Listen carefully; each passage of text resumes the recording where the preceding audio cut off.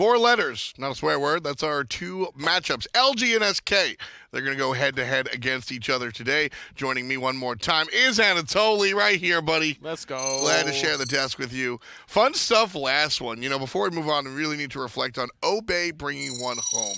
I think this team has gone through a drastic change during the midseason breakaway, and now watching them kind of improve with their new roster has really been satisfying. I think Mineral is a good little additional touch. Mosswell as well. Synergizing very well, Weekend, leading the charge with these kind of guardian jungles, making it happen. The coach, Cassier, as well, making the big impact, winning the picks and bans. When I look at players like Obey, I'm certainly looking at players like LG. 2 of these teams on the bottom end certainly need to kind of struggle to find themselves ascending the ranks and trying to find some cool things here. Versus SK, it's interesting, totally. SK has been a team that has been able to kind of play up and play down. What are your thoughts? I think that they're definitely winning the matches that they're supposed to. Beating out Obey Alliance in the previous week, but then they lost to United and Pittsburgh Knights. This is a team that still needs to find what works for them, because as good as their ceiling is, sometimes their basement is just as deep. They just need to be a little bit more consistent. The one thing that they do have going for them, which I really like, is their diverse god pools.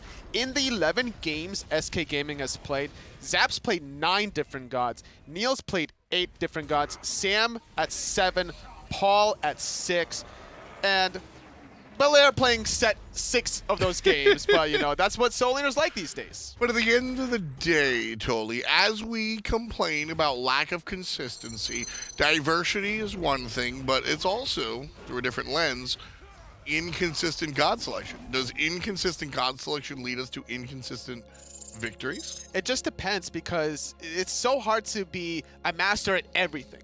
You could be definitely dominant and good at a lot of different gods, but it's better to be master about 3 to 5 gods, have them banned away, and if they are banned away, then you can at least lean on somebody else on your team. But to play this many different gods could eventually hurt from SK from being that top 3 team. Even though they have the potential to strip away games from those teams, it's hard to do it in a best of 5 set. I do consistently see good stuff out of Paul and Zapman as well. Neil Ma has kind of struggled as of late, and it's going to be tough if your support's struggling against LG, because LG have a number of players that can really take advantage. Funnily enough, I think Eonic is actually in a similar position where he's been rather inconsistent for this LG team. If he gets the gods that he wants or the gods that he needs, perhaps, he's able to make an impact. But other than that, I'm looking at other places. Lasbra in the jungle has been one of the mainstays. He's the guy right here on your screen. But Joshy down there towards the end has really, really risen to kind of be the man here on this LG squad. That's what they needed out of him in phase number 1. It's kind of unfortunate that they had to do that lane swap between him and Oceans in phase 1. But now in phase 2, with Snoopy on board in the mid lane, Josh is more free to do what he wants in that long lane, playing Jingwei in 6 of his 9 games, and honestly warranting some bans at this point. Snoopy, no slouch himself either. I think that's what I'll say there. Love the play of Snoopy.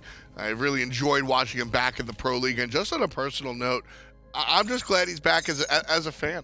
I think that Snoopy has been one of the guys that is more fun to watch. He clearly loves the game, and there's something fun about watching Evan Snoopy Man Jones take the field. There's something SMITE about it. And it's enabled by that man on your screen. Lasbra definitely makes Snoopy feel more comfortable, and then Snoopy makes Eonic feel more comfortable. They're laughing and having a good time as always. The old Cog Red boys back at it again. I have high hopes for LG throughout phase 2, but their phase 1 performance carries over, so I think that's going to eventually hurt them. They're going to have to start winning more than 70% of their games to be able to qualify to the HRX placements. So it'll be a tough task, but we'll see what happens. Talking about Lasbra and Snoopy, kind of last thing on them. Totally, I feel like from the outside looking in, Lasbra is one of the ideal sort of teammate. I feel like he's obviously good at the game, but he takes it seriously, but is still willing to have a good time, boil it down, and just have some fun. I think that balance between hyper-competitiveness and being able to turn it off is very, very important. you know what you're going to get out of Lasbra, right? It's this happy-go-loving European inside a predominantly actually European roster as well as Xaliea there alongside Joshy. I think the synergy from this team is just so wonderful to see how they've been able to play as they found the victory over Eunited, whereas SK Gaming could not. For SK, looking at these guys and how they kind of turn things around, really what I'm looking for is the support of Zapman and the other side. Looking at the carry player and Neil Ma. That's what I want to see out of SK Gaming, watching them go into LG. Those are the places that have been powerful before in the past, and they can be powerful again for SK. Let that man swing. That's what I want to see, man. I'm expecting Neil to just harass the jungler non-stop. Same for Eonic, though. If I'm Sam or if I'm also Lasbra, I got to be worried about what these supports are going to bring to the table and how I can adapt to that, whether that's bringing my mid laner to start or also just kind of going into the red buff instead. Because that set of SK Gaming versus Pittsburgh Knights, Emilzy didn't allow Sam to breathe at all. Not at all. 0%. LG starting off the game. They've got the first position. They will use that to ban out the Thor versus SK Gaming. Certainly a nice look. We've seen SK kind of go to the Thor. Thor's just powerful. No Thor. The Merlin banned out here by SK Gaming. Eyes on that long lane. Now LG going to opt for the Hell, something that SK has pulled out time and time again. This is one of Paul's kind of go-to characters, and as SK has been inconsistent, and I mentioned Zapman doing well, carried it, it's been Paul that has consistently done well despite the losses. I mean, 26% of the bans against SK are the Hell. No other team, I believe, gets Hell banned against them, probably outside of Pittsburgh Knights having Emilzy on that side of the team, but this is a god that you have to respect with the late game presence, the defensive measures between the cleanse and the healing. Now you can play gods that can pull you in, such as Dodgy, the Ares, or even just a great team fighting ultimate such as the Hunbats and the Oloruns. LG gonna ban out the Khepri. SK look towards the Rock ban. Why do you think the Khepri ban comes out here? It's got to be the fact that they're going to be looking for a dive composition. LG is going to be playing hyper aggressive, and Neil is not one to really play the Khepri very often. Right. So if they're expecting him to play the Khepri, that means they want to try to be off a very aggressive comp. The Isis is certainly going to be a nice character to spearhead that with. Tons of early game pressure, tons of mid game pressure, tons of late game pressure. Honestly, Isis is just one of the go-to characters right now. Panda Cat yesterday recorded a sort of guide on the ins and outs of this god and what you can do to kind of pilot her at a top tier level, so you can check that out for sure. SK Gaming will respond with a set and an amusing Cobb set last game. If you're just joining us, we got a chance to watch Space Station Gaming go head against Obey. And solo laner Ducky played set incredibly well.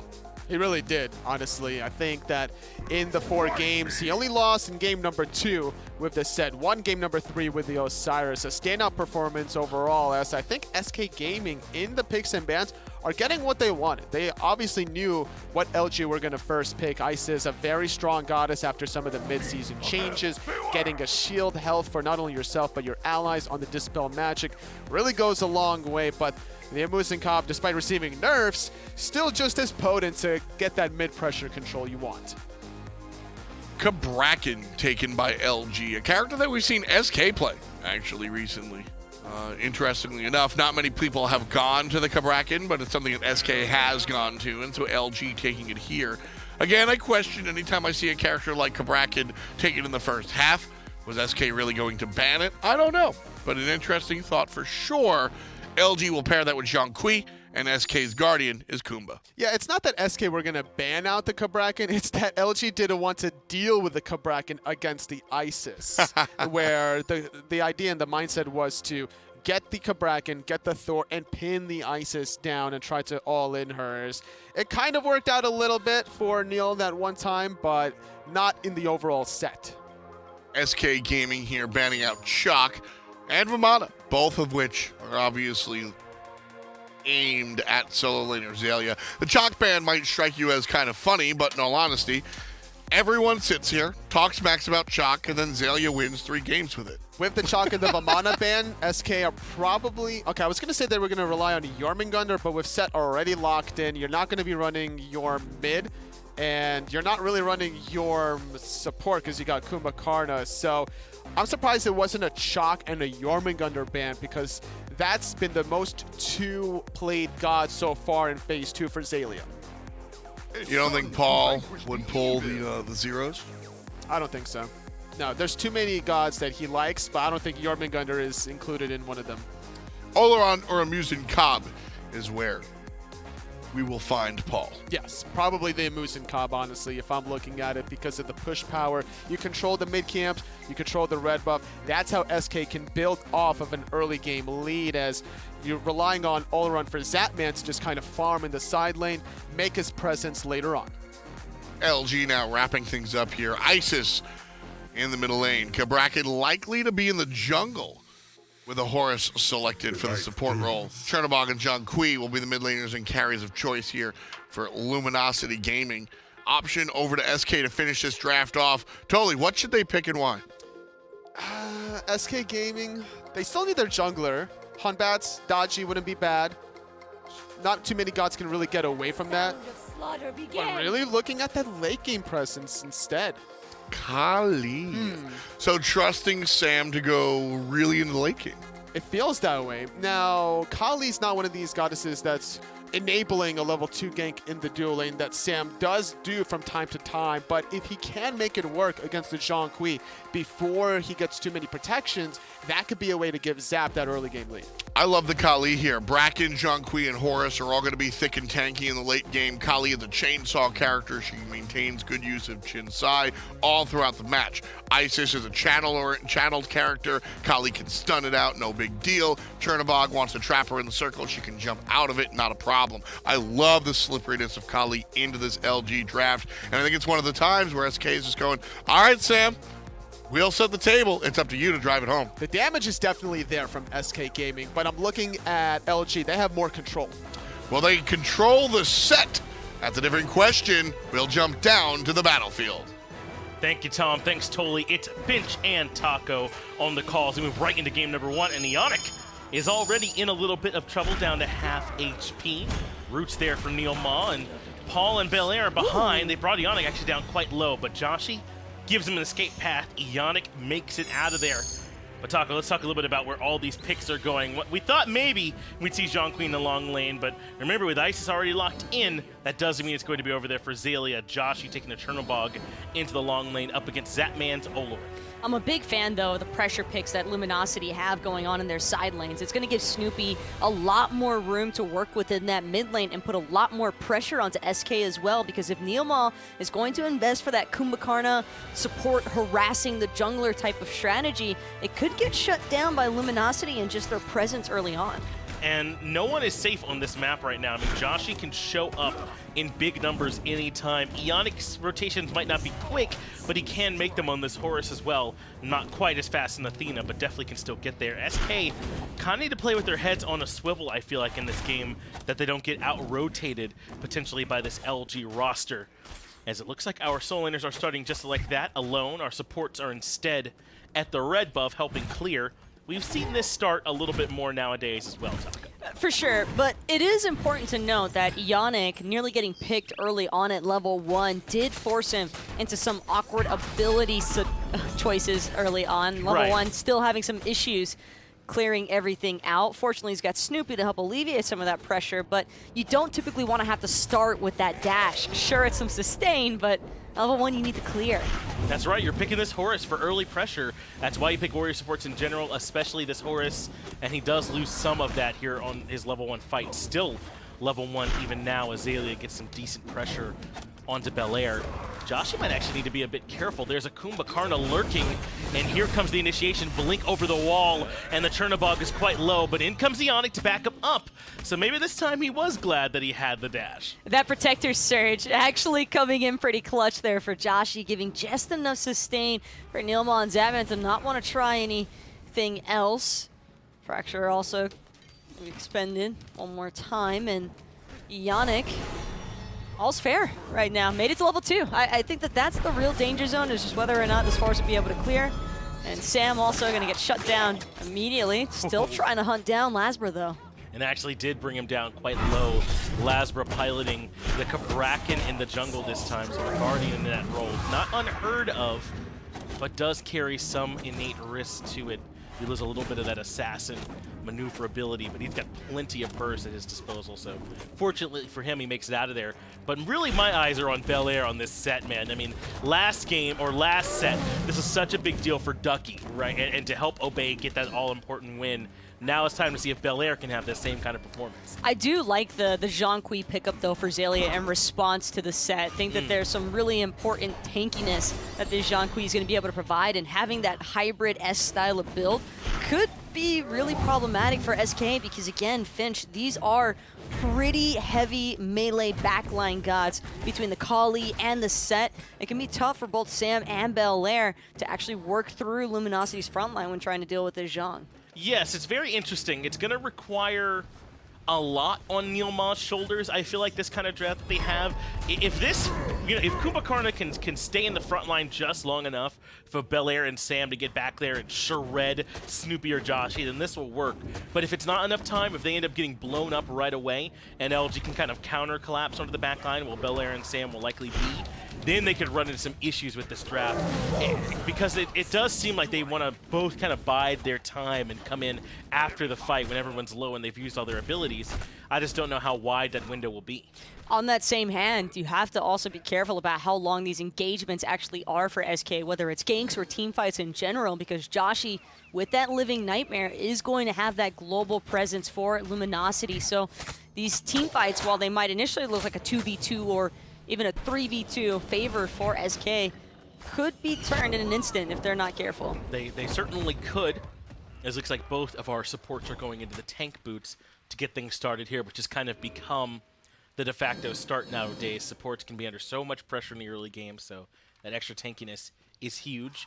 Our hunters are also rushing right into some damage. It would seem Joshy has been in the tab I finished off already, but he's now under pressure from Eonic, so he drops the Sanctified Field, but Lasbra comes in as well, finds the stun, and that's first blood for LG.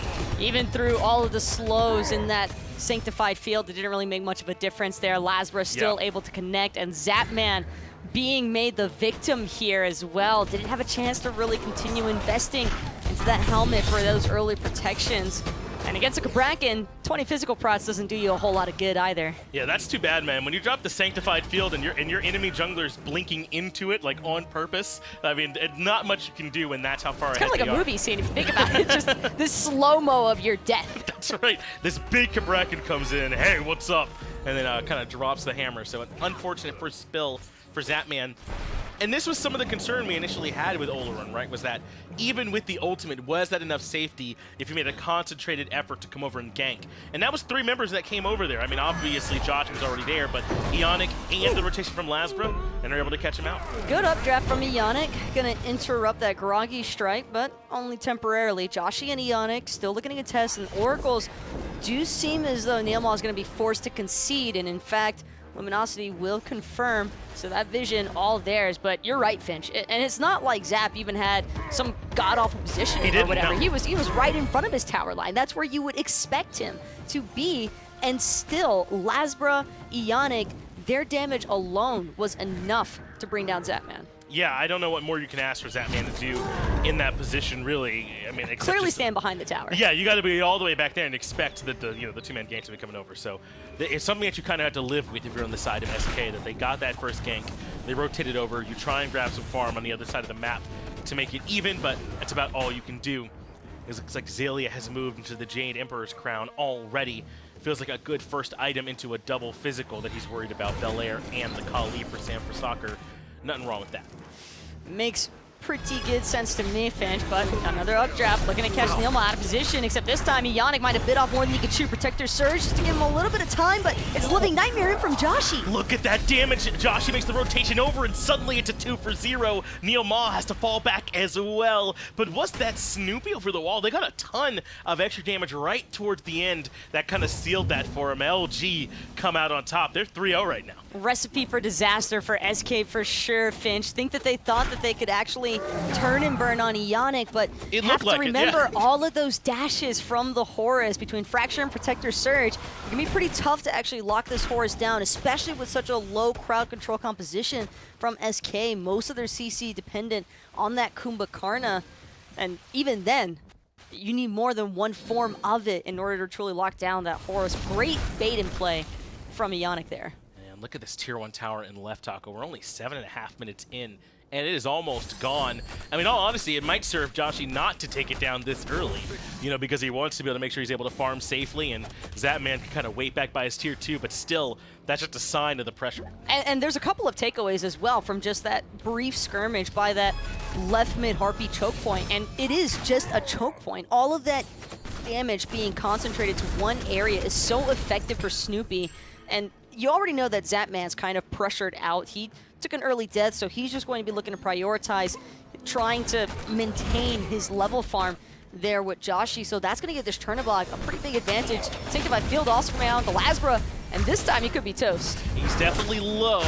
San Francisco goes to the jump, holds on to the ultimate that secures him the kill in the Lasbra. Would have been very difficult to win that one fighting into the Sanctified Field initially, and that's just a really good rotation from Sanford Soccer to make sure they don't get yet another gank. But Eonic has blinked in again. Neil Ma with the epic uppercut cuts things in half, but Eonic finds the knockup. Snoopy though doesn't have quite enough follow-up damage, and Neil Ma makes it out.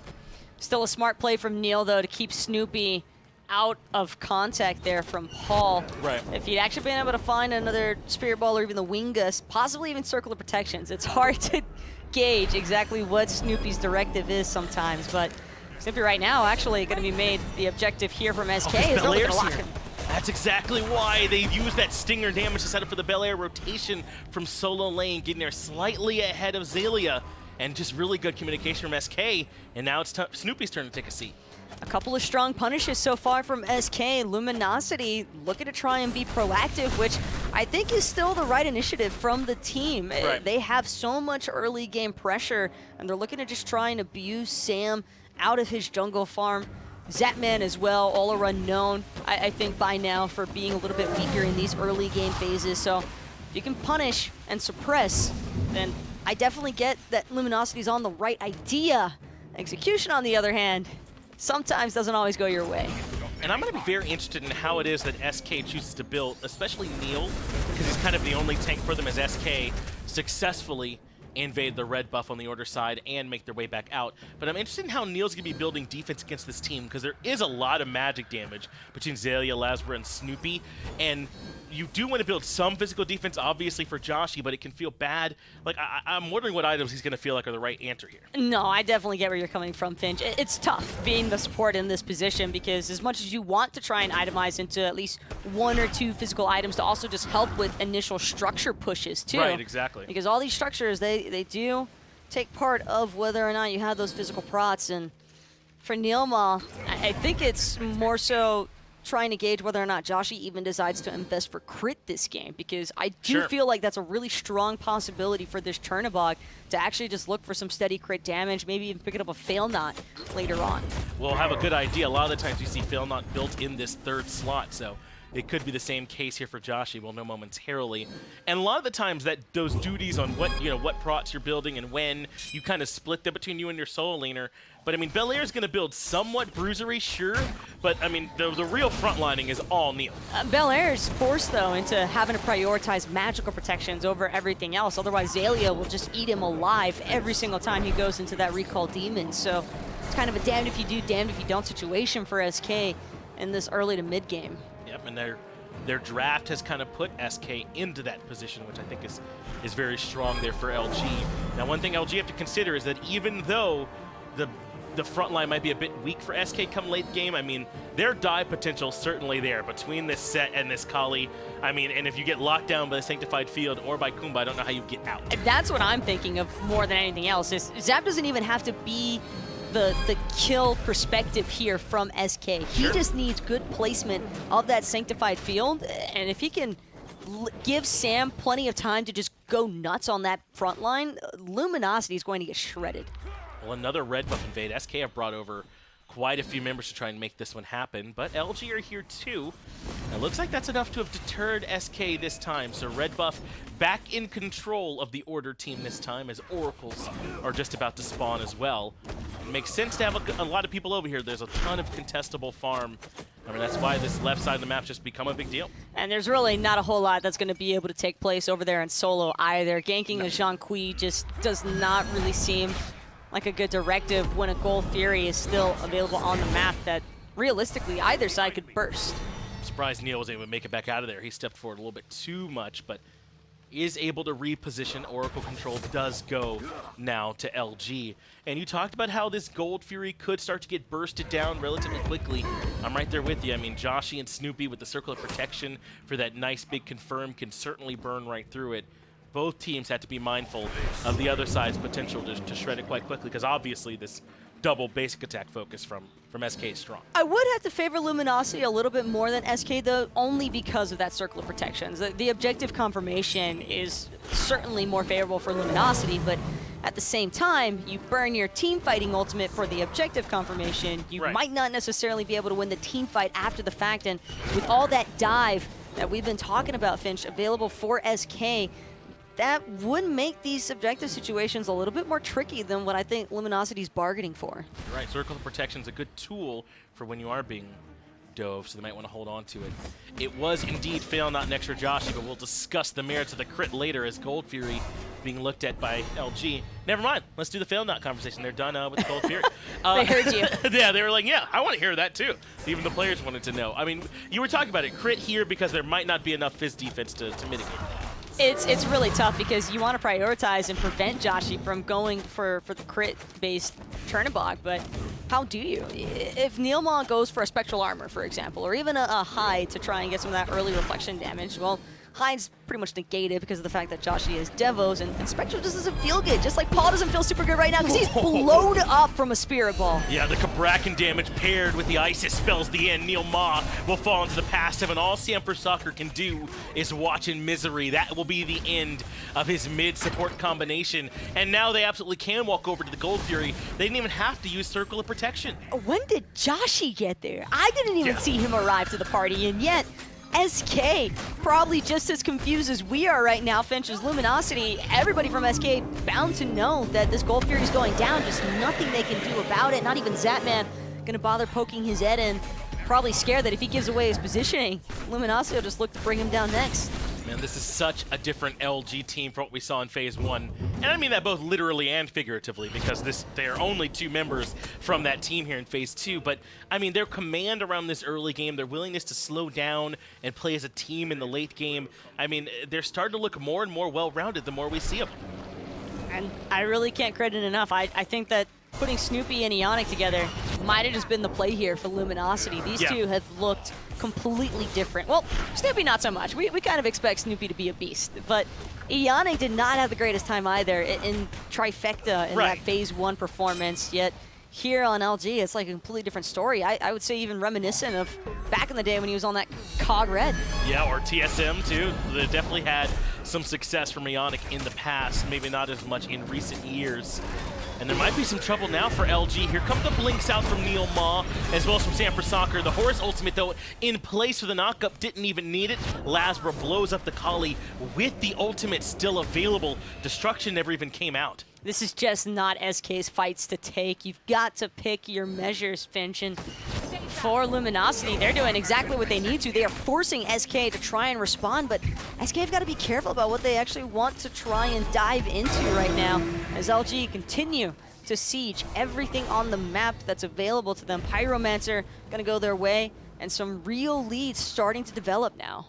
I think based on these drafts, this is how the early game was meant to go, though. I mean, LG are just going to be better at fighting right around now than SK Gaming are. It's just a question of how much do SK lose? How close can they stay? Right, and that's where the concern comes in for me, because you expect Luminosity to take over this mid to early game. That's what they drafted for, like you've said. But SK at the same time, I think, are just going in a little bit too head first. They need to take a step back and cut their losses short. They keep trying to clash with Luminosity, and every single time, Lumi's finding 1 or 2 picks, and then they're taking an objective. And that's where the gaps are starting to rise. And if it keeps going at this rate, SK, they won't get a chance to try and utilize this Kali, Kumba, or even the Olorun in that late game potential. It could be scary for them if it was any other team, but I've recently started describing SK as a team that either wants to run over you in the early game with Sam for soccer, or that is comfortable giving up everything on the map and just playing on Phoenixes. Now, Belair might be in some trouble here on the right-hand side. Those are his beads forced out early, just to give you an idea of what kind of soul laner he plans to be. He has beads, and he absolutely needed them. They save his life there. Whew. Cutting a little bit close there for Paul also. I think he just narrowly managed to avoid that fracture out of Eonic, and good luck on that too, because Joshy was rotating in, and if Eonic had had a chance to CC Paul any longer, very likely that he would have wound up inside of that Crystallized Curse's vicious barrage damage, which I doubt any hunter really wants to try and deal with right now, especially not when Joshy already has that fail knot online. But the experience is actually still relatively even, except for the hunters. Joshy is a good bit ahead of Zapman. It's really just the gold disparity that's a problem right now, about 4,000, maybe a little bit less, that separates the two teams here at this point. So as long as SK aren't losing too many more objectives and too many more structures, then it looks like they're farming relatively even.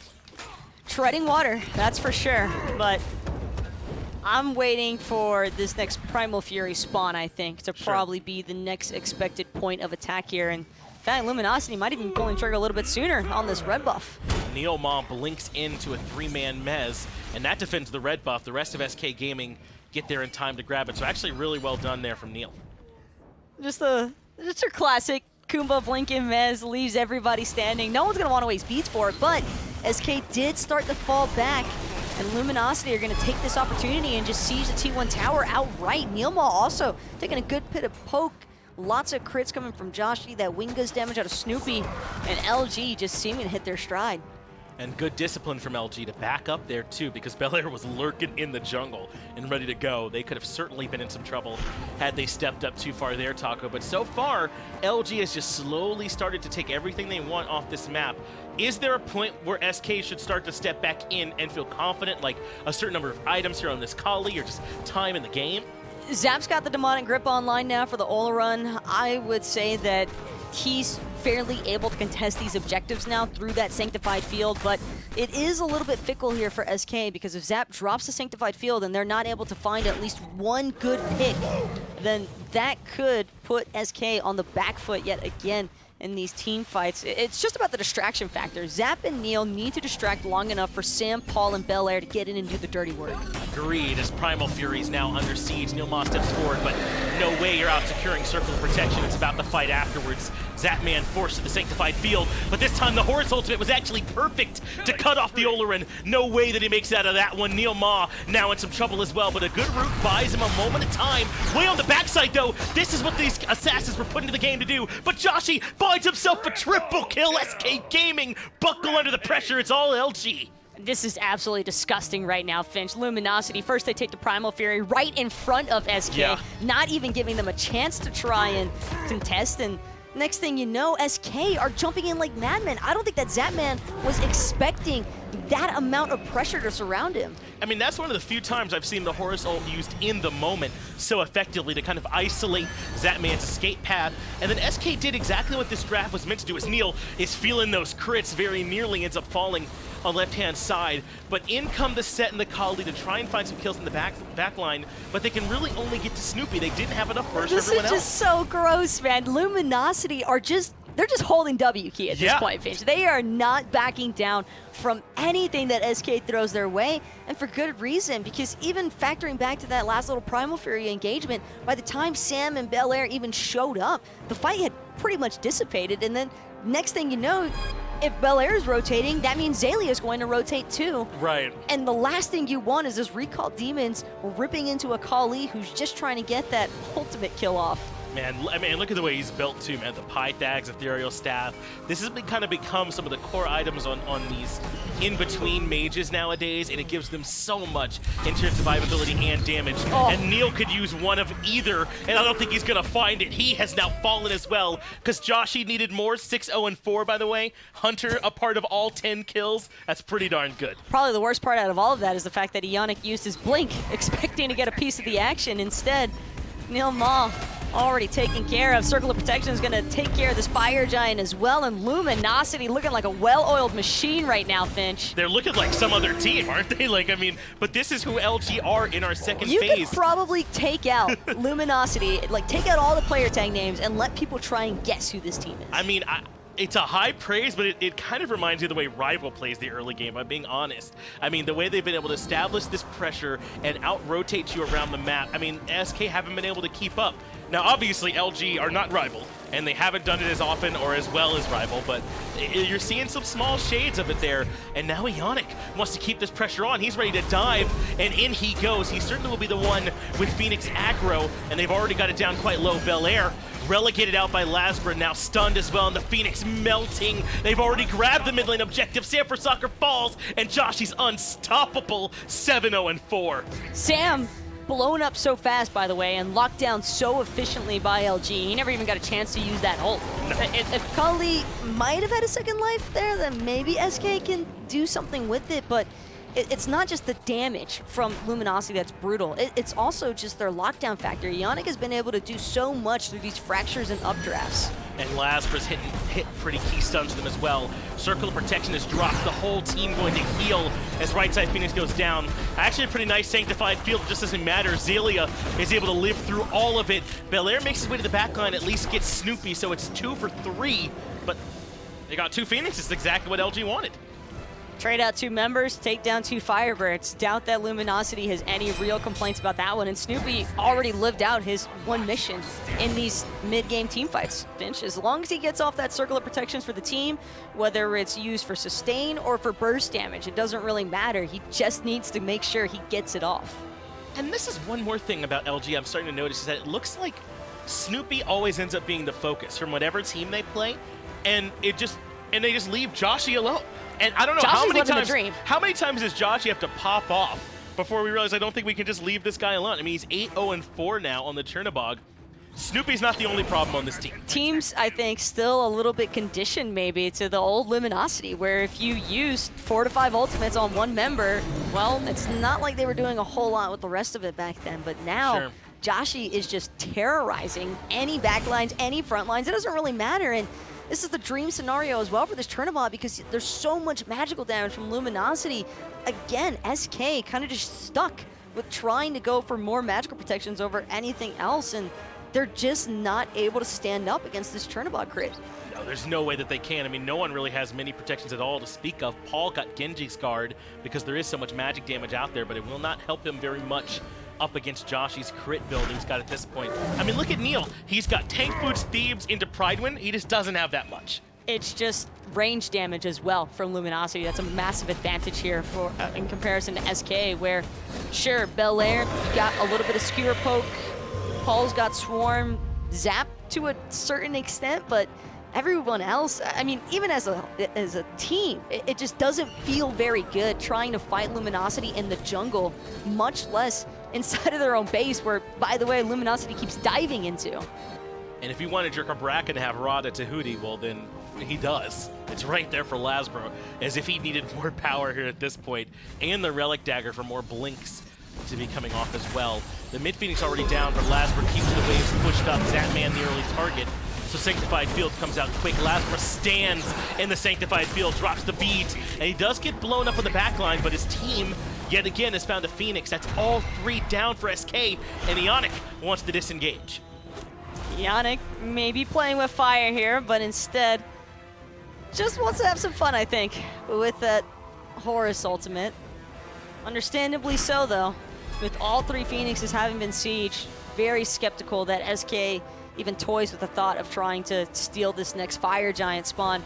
That is going to be coming up in about 40 seconds or so, so that's rough stuff for SK when your base is already pretty much sieged, and your last best hope of defense is not even going to be an option to try and defend because the enemy team's just too far out in front. This has been really clear and concise, and I know we're not in the player booths to actually listen in, Finch, but I kind of wish I could just hear Luminosity shot calling because it just looks so clear watching it. Yeah, it looks like this team is all resonating together, and a lot of it is that they got off to a really good start this game, but I mean, SK is one of the best teams in this league at defending their base. It's It's why they're willing to call that audible so often and go right back to base defense and kind of give up the rest of the map. So I think it's very impressive that LG have been able to break it open this convincingly here in this game. As we approach our 27-minute mark, this will be the second Fire Giant of the game now for LG, and I just don't see a world SK can contest. No one's even going to bother. Instead, the focus is going to be on trying to push out the last of those fire minion waves, as that mid Phoenix has respawned, right side due to respawn, but only member that can afford to stay pushed up a little bit here is Belair, since he's got sand clones and whatnot to escape. But as for everybody else, Luminosity kind of just get their pick of the litter as to where they want to attack first. Right side Phoenix is low, as is mid Phoenix, so they have Lasbra keeping the mid waves up now, Taco, and the rest of LG pushing down here in right. That's pulled Sam for soccer on this Kali over to mid to try and keep the minions away. Eonic immediately goes in towards Zapman on the backline, and that Sanctified Field forced out, and no one's even there. Huge from LG to bait that cooldown out. You know what the worst part is? Eonic just looks like a total cool guy because he's got the Protector Surge coming out of the base as the Sanctified Field's lining up behind him. Yeah, definitely cool there for Eonic as he moves in with the ultimate right side Phoenix at half HP, even below. Fire minions starting to pour in. Sanford Soccer tries to move in, but not a whole lot of damage he can do. That's the epic uppercut from Neil as well, as Belair tries to move in, but it's Lasbra on the back line, removing Zapman without that ultimate to keep him alive. Right side Phoenix done, and now Circle of Protection for some healing to keep the squad topped up. Even still, without that cursed Ankh Finch, there's not much that SK can really do other than try and depend on Paul with that beat stick to provide a little bit of that anti-heal option. This Fire Giant buff, though, given all the regen on top of that Protector Surge from Eonic, and everybody fully topped up and ready to go on this next mid Phoenix. It is certainly the target, and they won't have Zapman here to control, so they just give up this mid Phoenix. They can't even defend it. They're just gonna have to try and keep them out of the Titan room at this point, but I don't know how they do that either. LG with the Fire Giant on all 5 members, still have relics available for Joshy as well, so they don't even have that much to worry about. Neomon does blink in for the Mez, and still LG play this slow. LG, though, they have all the time in the world. In fact, they're just going to Horus ult right on top of that Titan instead. And now they're ready to kick things off. Joshy is coming down quite low in the backline. The Titan's not actually taking that much damage, so maybe SK can make a stalwart defense. Circle of Protection goes off, but not on the actual Titan. Zapman takes down Snoopy. Xaliea in some trouble as well, and SK hold on. Their Titan's still standing. LG couldn't get it done. Well, at least now we know exactly why SK are always content to try and let those Phoenixes fall. And best base defense in the league, dude. I think that they got it. as long as the Titan's alive, that's all that really matters. The game isn't over yet, and you never know what can happen. But what I do know for sure, Finch, is that Luminosity, and Snoopy more specifically, maybe a little regretful about that early usage of the Circle of Protections, but I understand why he dropped it, was concerned that Lasbra was about to get picked off, so wanted to provide a little bit of sustain there for his jungler. But I do think that if they'd had that Circle of Protections a little bit sooner, Luminosity might actually be looking at their draft phase for Game 2. Yeah, it's a bit curious. I also don't know if that Horus ultimate's ever catching anyone off guard from SK in that situation. I mean, it does kind of get you past the front door, but I mean, it's so slow. And this entire game, though, has just been a strong arm festival for Luminosity. That's true. So, in a sense, I don't think Eonic really cared whether or not SK knew. He was trying to barge that door down either way. Just not quite successful this time. They have to settle for their 10,000 gold lead instead. But I mean, again, this is SK, and it's SK 30.5 minutes in, and it's them defending their base. I don't know. I think it's part of their identity that they're so good at this stage of the game.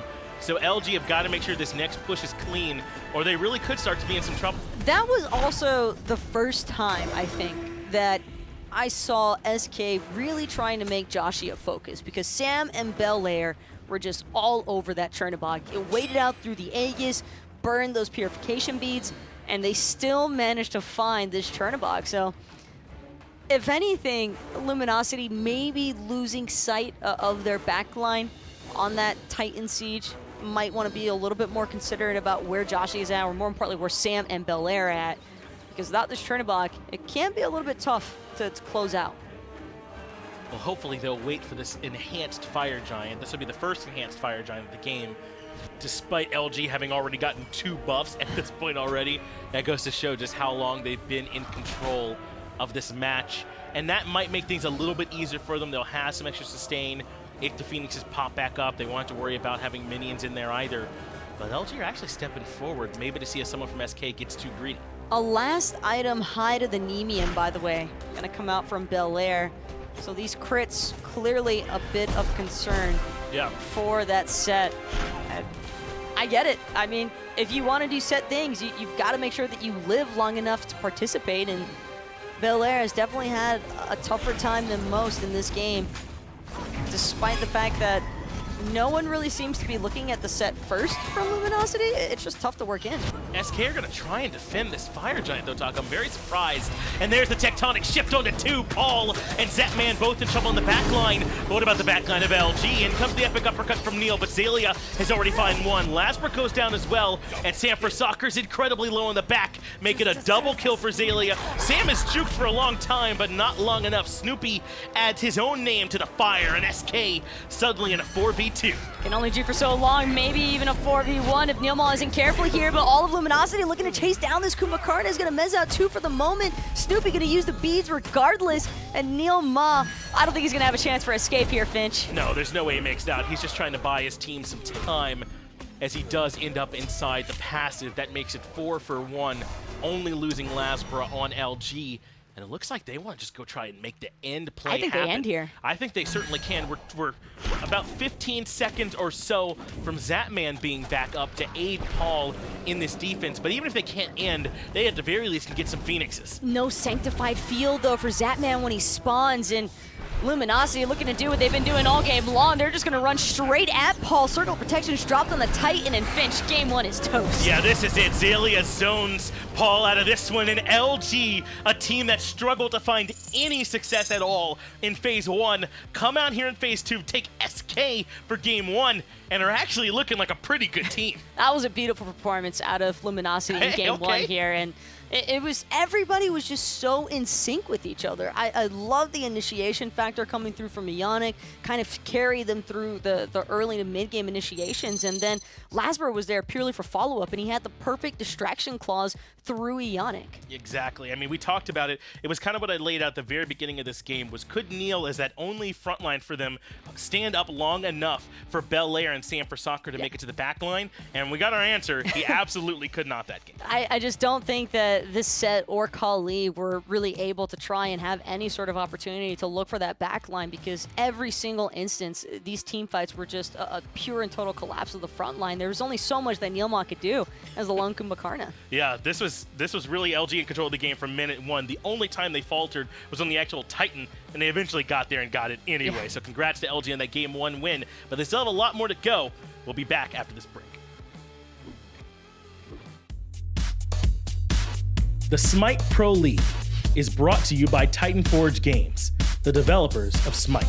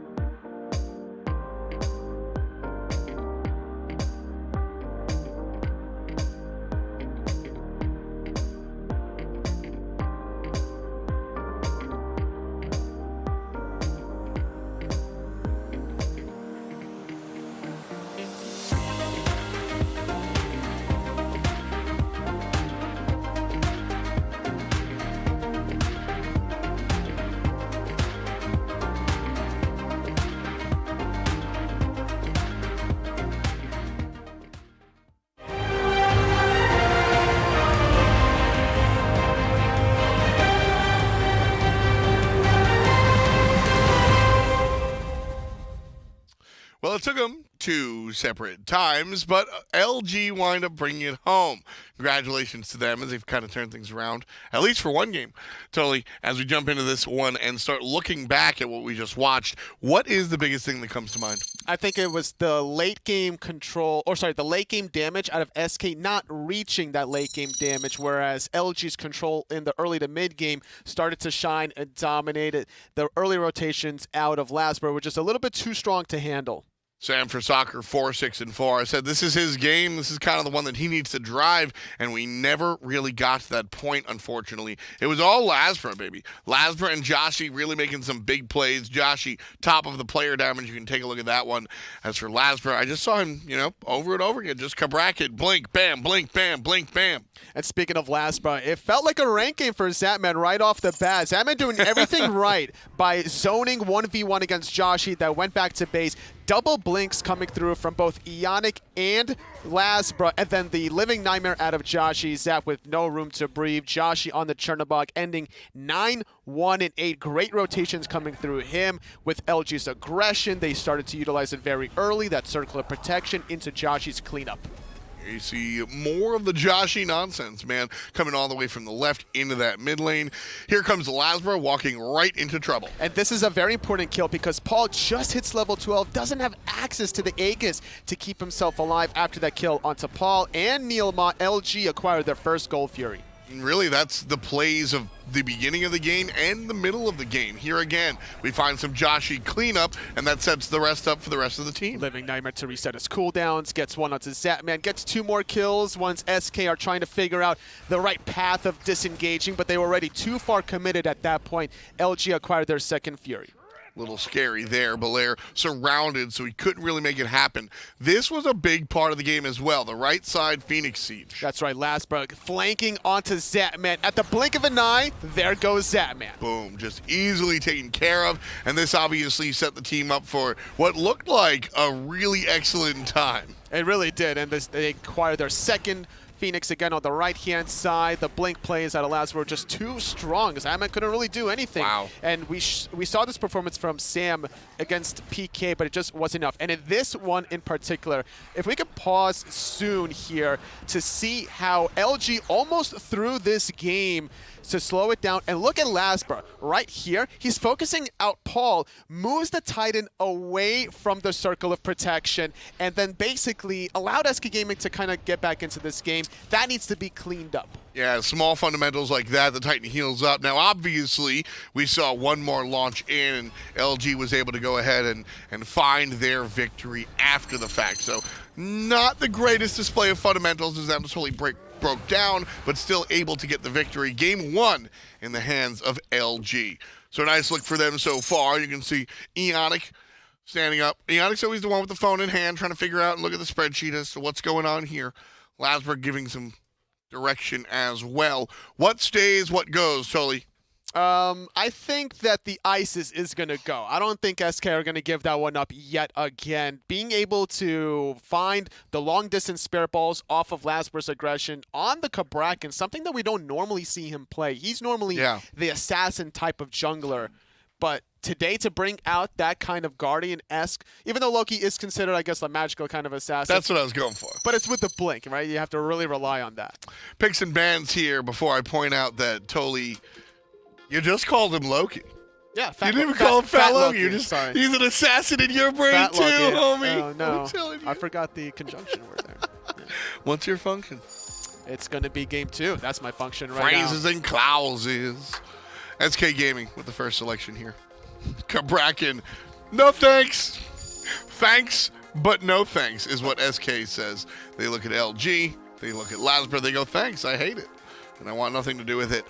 Jingwei going to be taken away by SK Gaming as well. LG in the secondary position. Ban out the ISIS. Really nothing out of the ordinary outside of the Cabrakan. Jingwei is slightly out of the ordinary, but understandable.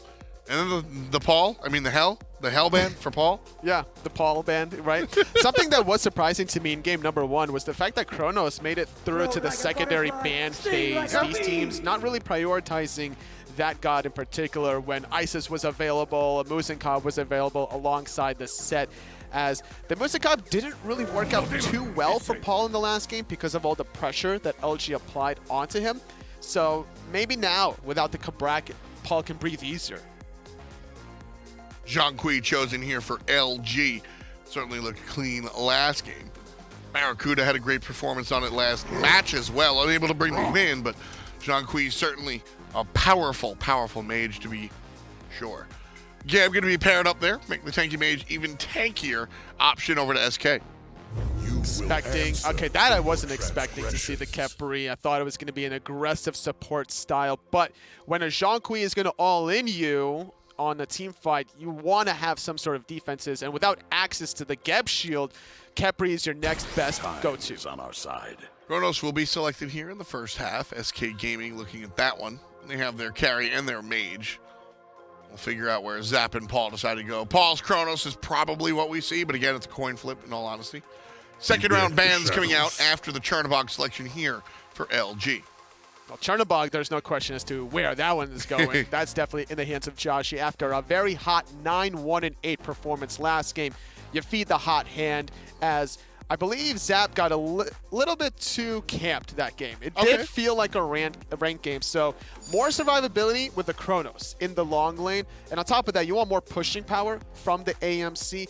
Now, if I'm SK Gaming, and I look back in game number 1, I'm looking at maybe how to position my wards to see Lasbra, to see Eonic make these rotations. The double blink plays really stopped Zap's early game momentum. 100%.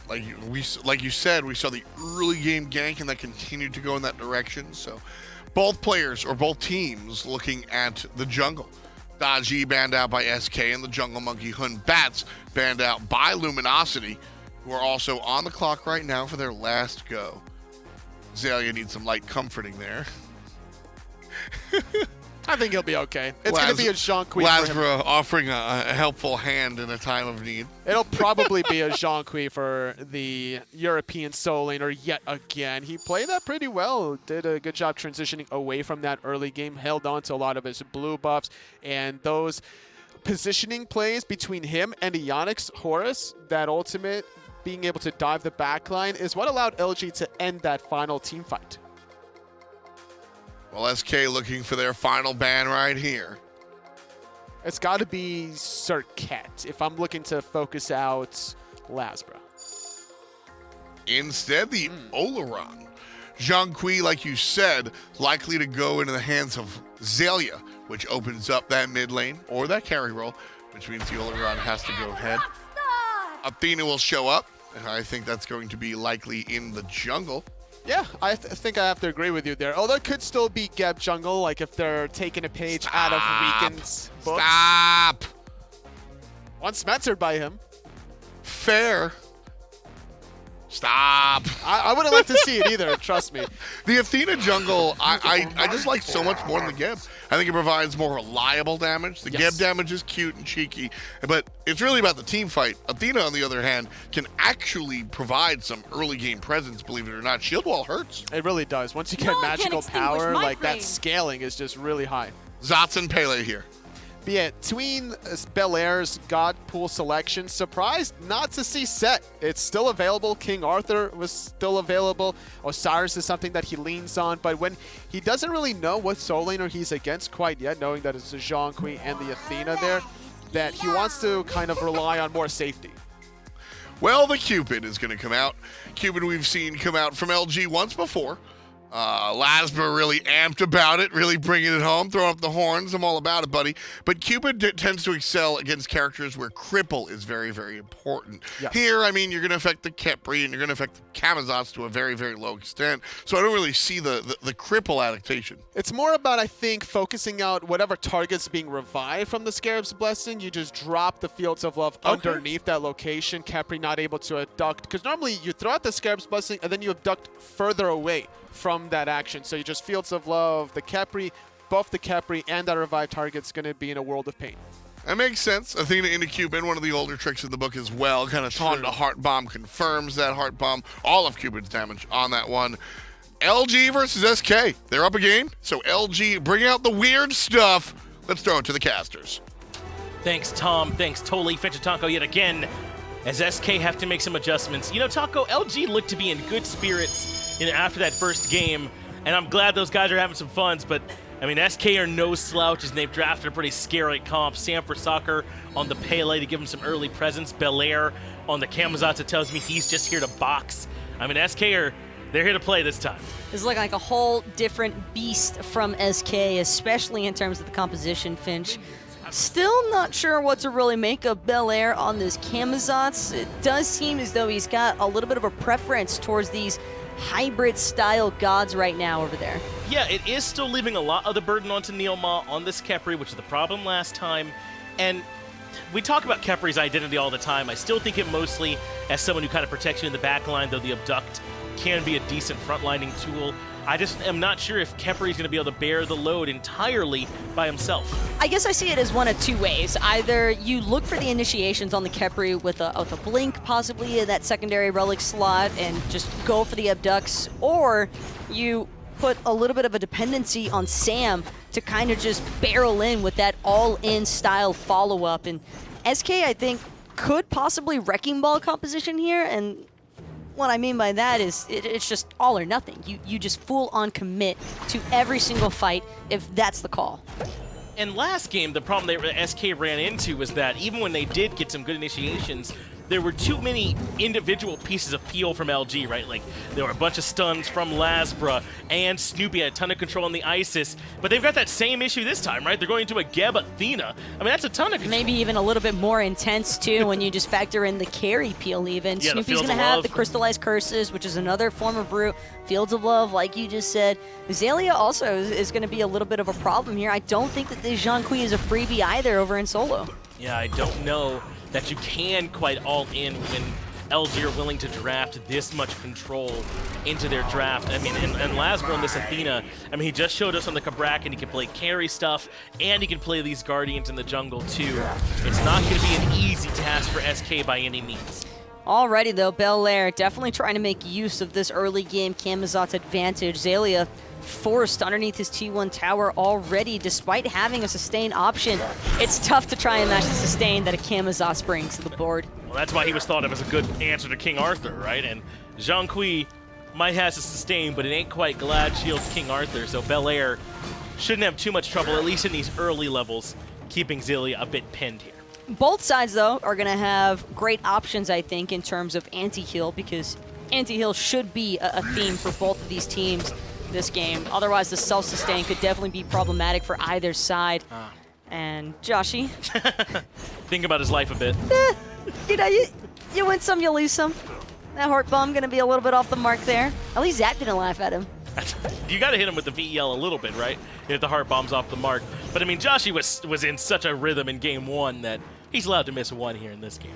I won't hold it against him. It is interesting, though, to see the Cupid coming out yet again. Abduct, though, going to be good onto Eonic, and this could be a first blood in the making. Yeah, Eonic in some trouble. Can't make it to the rollout. And Sam for Soccer onto the board first, but that was all Neil. The root, he then got caught up and waited on the Abduct to make sure his team had time to get in position. Gebs early can struggle, and we just saw it there for Eonic. Gotta sit and wait till that level 5 period before you can feel truly comfortable taking whatever path into the jungle. And even then, it can still be fairly questionable, but that first blood pick gonna have a little bit of spillover as Joshy will wind up losing his purple buff to an invade by Sam here. So small damage dealt, but nothing too significant that Luminosity couldn't recover from. I'm more so waiting to see what Sam chooses to do now that he has that buff timer at his pretty much knowledge base, so whether or not SK actually choose to frequently invade it is another story entirely. Now it's LG's turn to try and take down the support, but they don't have nearly as much burst at their disposal, and Neilma makes it out.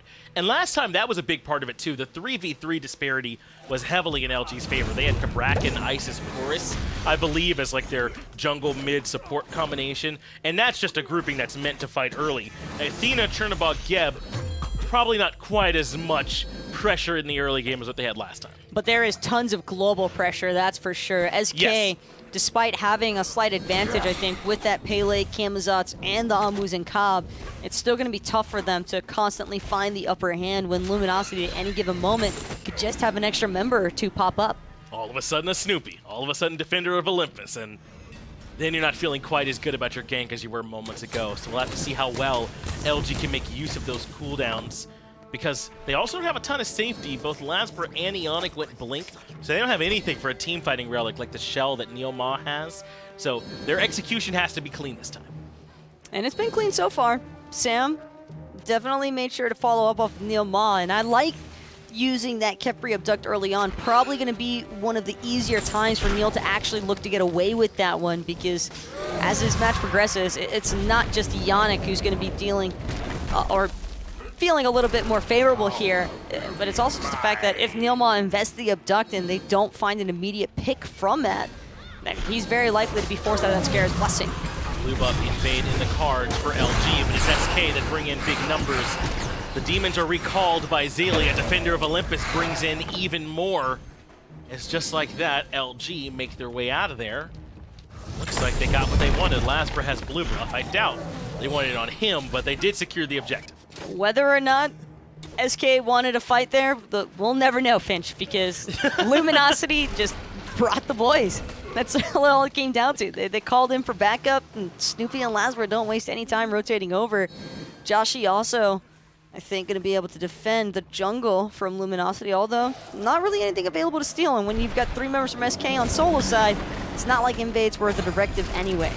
Sam for Soccer was waiting in the jungle to see if he can make it in there, but yeah, this LG has like a Transformers vibe, right? Like I want to hear Optimus Prime say Autobots roll out and the whole squad zooms in to try and follow up, man. I mean, it's difficult to fight into when they can rotate with this level of speed. You actually almost had that if Eonic was using the right Geb skin. That's right, yeah. If he was like on the, but he's the an Geb amateur. 1 skin, yeah. Actually, I'm not even sure that the skin is allowed or not, but... Sure. Instead, he took this one. I'm pretty sure we see the Earth Geb. Like I'm pretty sure it's allowed. I don't see why right? it wouldn't be. I mean, he's just a robot. Lasbra considering initiation. There's the root from Neomah. That's also the dash from Snoopy, from what it's worth, as Lasbra gets pulled in. But he's able to take the brunt of the damage. But Zatman has made an early rotation. That's why Sam for Soccer comes in with Volcanic Lightning. Zap wasn't even necessary. SK take another kill. A little bit of an explosion there in the mid lane also. And Volcanic Eruption just doing so much, and Luminosity not able to respond with a whole lot either. Zatman, though, could be in some trouble here. Still has the rewind, though, and will rewind away, but not that far away. Yeah, he didn't cover that much ground. Lasbra dashes in. There's the Confound to force the beads, but Snoopy goes into the Living Nightmare to continue the chase. They really want Zatman's life for this one. I just don't know if they're going to get it. Finally, the Scarab's Blessing comes out. Zatman survives and gets away with his invade. Whether or not Zap was going to die there, it was a little bit ambitious from Luminosity, I'd imagine, but the fact that they were able to force SK back is now why LG maybe looking to gamble with this Gold Fury instead after realizing that Paul and Sam had spotted it out. Going to back off. Snoopy could be in some trouble. Into Darkness, going to buy him a little bit of time, but Eonic's only got 1 shield. Geb shield with the knock-up. Aegis buys him a moment, but Paul gets him.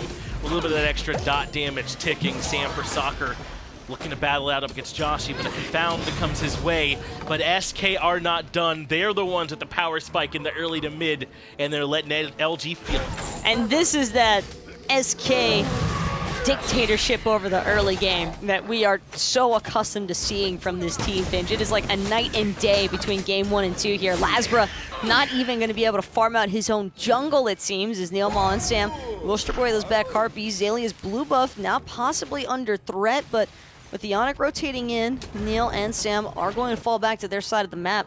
Still a lot of damage already done, and about 2,100 gold up for SK, which normally doesn't seem like a whole lot, but prior to that 10-minute mark can be a decent chunk. Not bad at all for SK so far, as they've done a good job playing aggressive around Sam for Soccer's Pele here in the early game, using that Khepri to keep LG alive if need be. But here's the rotational potential we mentioned for this Chaos side squad, but Zatman just hits rewind, and not only is he out, but Sam for Soccer considered a rotation of his own, but no, they'll just steal the red buff again. And not much that Eonic can do. Sam's already out of there, because not only does Pele have the Volcanic Eruption to close the gap, but all of that boosted movement speed makes her even more troublesome to try and lock down. And that seems to be the most painful part right now for Luminosity. They're showing up where they need to be on time. It's just they don't have the same level of damage as SK and are usually forced to look on or forced to watch one of their teammates die. And just trying to do their best, I think, to try and buy time to get out of these laning phase periods and into the heart of the team fight action. And that's where LG wants to be without a doubt, is having team fights. They have 2 Guardians, and you don't. And those 2 Guardians can keep their team alive, let Xaliea do all the AoE you can need, and then these Hunters chew through. But last game, LG didn't afford that same luxury to SK. No. They didn't let them get into a comfortable position and have the fights they were looking for. Can LG buy their time becomes the question. Zatman is yet again under pressure. Beads buys him some time, but Snoopy rotates in. But Scarab's blessing from Neil is even better to keep Zap alive. Snoopy goes ahead and pops that Crystallized Curses for the heck of it with the Vicious Barrage. Knew that Zap was safe either way, but Snoopy, on the other hand, could be in a whole world of trouble. Into Darkness, not even going to have a chance, whether it was off cooldown or not, doesn't matter. Samdo's still going. Sam4Soccer finds himself a double kill and might even be a triple. Paul wants to get his name up in lights as Lasbra drops. 3 for SK. It's a night and day difference between Game 1 and Game 2. Just a factor of who drafted a little bit better for this early game, and this time it was SK by a mile. Add the Gold Fury to the list. SK want the lead this time. Sam is feasting right now. 4-0-2 on this Pele. If that doesn't express to you how much control this Pele has had over the map in the early game, well, that last little team fight definitely should, and it's just how efficiently SK continue to split this map for Luminosity. They are constantly forcing out these Defender of Olympuses, even the Fields of Love. We've seen Joshy lose his ultimate a time or two, but there's just so many second chances from SK, whether it's Zatman Rewind, Scarab's Blessing, or Sam4Soccer just feeling unstoppable because of the Volcanic Eruption, able to bail him out, Volcanic Eruption able to get him in there, and it's just too overwhelming. It's been brutal for LG here so far. And remember, we talked about this late game as if it was hand over foot in favor of LG, but it's not. I mean, SK has a Chronos that's being pocketed by this Khepri. So anytime Zatman's in trouble, he ends up getting bailed out. And once he gets this late game build online, Chronos is a nightmare to deal with on his own. LG did not draft enough pressure for this left side of the map, and SK have been stealing red, controlling Oracles and the Furies, and that's why they've got this tremendous 6K gold. Everything that you would want to see going the way of SK for this early game most definitely is, and some. I don't think that SK are necessarily expecting Luminosity to try and respond to every single one of these buff-threatening instances, but the fact that LG has definitely played straight into the hand of SK. It is prime time scenario. Anytime a Pele can get a mass grouping of members, and unfortunately for Lasbra and Snoopy, that's kind of what they have to do to try and make it to the action in time. They have to come in on top of their teammates. And I know that Cupid's weird, but I don't think it's the problem here for this draft here this time. It's just that they don't have much pressure on this left-hand side. You can't put it at, I don't think you put it at the feet of this pick. My beef with Cupid is more so in that mid to late game aspect. This part right now is actually where Cupid tends to fare best, but Cupid just hasn't even had a chance, and it's a rough matchup as well for Joshy just in general, because Fields of Love only activates one time, but Zatman off the rewind is going to have all of his cooldowns one more time. So it can be tough for any hunter in this position to look for a boxing match. I think On Her probably being one of the few that can really go toe-to-toe with Chronos because of his early game dominance. I'm sure Snoopy would like to have some red buffs, but it's just not going to happen. SK invade again. Belair wraps around behind the tier 1 tower. So this is a commitment from SK. Eonic blinks forward, Cataclysm onto 2, but no one helps Snoopy. He's dead, way in the back line to Sam4Soccer. But Xaliea is here for the first time, but suddenly he's been collapsed on by 4, and Zhong's not that tanky. Sam4Soccer sneaks in for yet another kill, and suddenly it's 2 for 0. The most important part, though, is the fact that Belair can just keep surging forward. As long as Neilmal's got that Scarab's Blessing, there's nothing for SK to worry about. Zatman chipping away at this T1 tower, trying to bring it down, but with that Scarab's Blessing having just fallen off, Joshy will finally be able to put Luminosity on the scoreboard. Double kill even as he takes down Belair with him, and Neilmal not going to be able to bail out Zatman this time. No, instead, Rewind's going to get the job done. But he doesn't have very much mana to his name, and Paul can't do much but watch. Joshy just got to hit the autos, which he does, completes his own killing spree. That's 3 for Joshy just in that fight. And I know that this has been all SK up until now, but that's way better than nothing what LG were just able to get. They still lose the Tier 1 tower, but they find themselves 3 picks in return. Maybe overstepping their boundaries just a little bit. Without Sam in the action, I think that it might have been a little bit too high hoped there for SK to make sure that they get the T1 tower and get everybody out at the same time. So trade outs in the mid lane. Map pressure opened up for both sides. But with this Gold Fury, gonna be respawning about a minute or so, Finch, and this could be pretty big because for Luminosity, they have a lot of aggressive relics for their starting relics. 3 blinks, in fact, for Yes. Xaliea, Lasbra, and Eonic. So with that in mind, I definitely think that it's a little bit more feasible for Luminosity to try and intervene now on these objective plays, but the damage is really the main concern here, because even if Luminosity managed to bring down 1 target low, they need a lot more AoE presence before SK can really feel all that threat. Yeah, and Xalia's not going to be rotating over that far ahead of the rest of SK because of how well the mid game has gone for them. And I don't mean the mid game time-wise, I mean the Sam, Paul, Neil trifecta that's happening there in the middle of the lane for them. A shout out to their old name. Those 3 really have done such a good job throughout this early part of the game. And now Primal Fury can be looked at by SK, and I don't know how much LG can try and defend up against this one. Lasbra's nearby, so is Eonic, but the Primal Fury already being burned. Eonic moves in with Defender of Olympus, but the Primal Fury was leashed. SK re-leashed and claimed the objective, and now they can start looking for the fight. Everybody's on the run right now. Lasbra gonna dash away from the volcanic eruption, but Sam is just so fast. Blink though is good, but Sam's is even better. Diving now underneath the T2 tower. Might have been a little bit more than he could chew. Neil also gonna be trying to look for that Scarab's Blessing just in case, but Sam does manage to break away in the nick of time here, and SK will fall back. The damage has already been done, Finch. Primal Fury went the way of SK, and the gold lead just continues to expand. It has. Let's take a look at those charts. You can see a small bit of a dip down where LG responded with those 3 picks in the Tier 1 tower and mid, and then right back up in SK's favor. 6,500 gold and experience, nearly dead even in terms of how much they favor the Order side this time. And LG do have some claim to this late game. I just don't know if it's enough. They're going to get a second win when they finally get some team fighting relics in, I think, to help them out a bit too, but SK are improving at an even higher rate to make that job harder. Check out the Neil Maw, though, with that upgraded Horrific Emblem, upgraded Shell, really early upgrades as well, prioritizing those over everything else. And he's got the Relic Dagger to boot. That's what's more incredible about these Relic choices, because Luminosity definitely are relying on this double Hunter to get a lot of the damage done. But they're going to be slowed to all hell underneath that Horrific, and not a single sprint, because Luminosity's front line is all in with the blink strategy. Yeah, Eonic's still not level 12. Once he makes it there, he might be able to pick up a sprint for himself, but I mean, look how far behind he is compared to the carries on SK side. Level 11 for Eonic, level 17 for Zapman, 16 for Sam, and for Belair.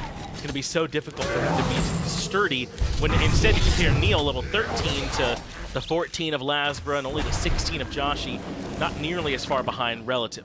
And we talked about it at the very start, what SK needed to do in order for a lot of that pressure relief to come off of Neil, and Sam has been doing exactly that, alongside of Belair. I think I can give credit to both of them equally. They have just been going all in, and that's what you have to do with Camazot's Pele. You have so much burst damage as is between those 2 warrior assassins that it's tough to try and actually match it.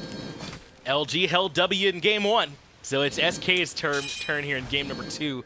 And the thing is, Sam is having as good of a game here in this second game as Joshy did in game 1. 6-0 and 2, a part of all the kills. I mean, this Pele is almost just the lead by herself. This was my concern, though, Finch, drawing back to that Relic discussion. Eonic went for the Shell. A lot of get players tend to go for that Shell, and an upgraded Shell.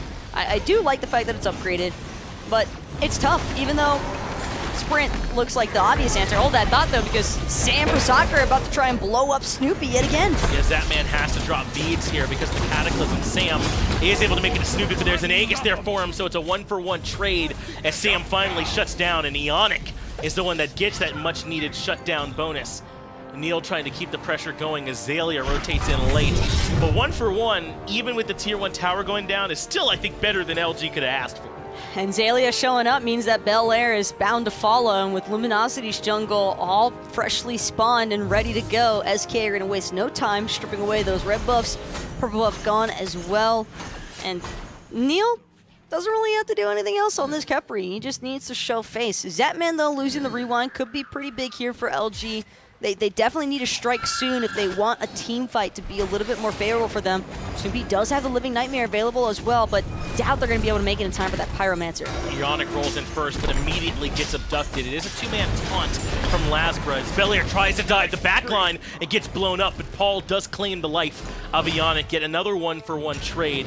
But LG are the one still surging forward. Fields of Love onto Neil that can turn and collapse onto the Khepri. There's the Scarab's Blessing forced out as well, but another taunt sets up for a kill, but Paul has too much damage in a narrow corridor. They find 2 of their own on SK's side. Snoopy, though, getting run down by Paul now.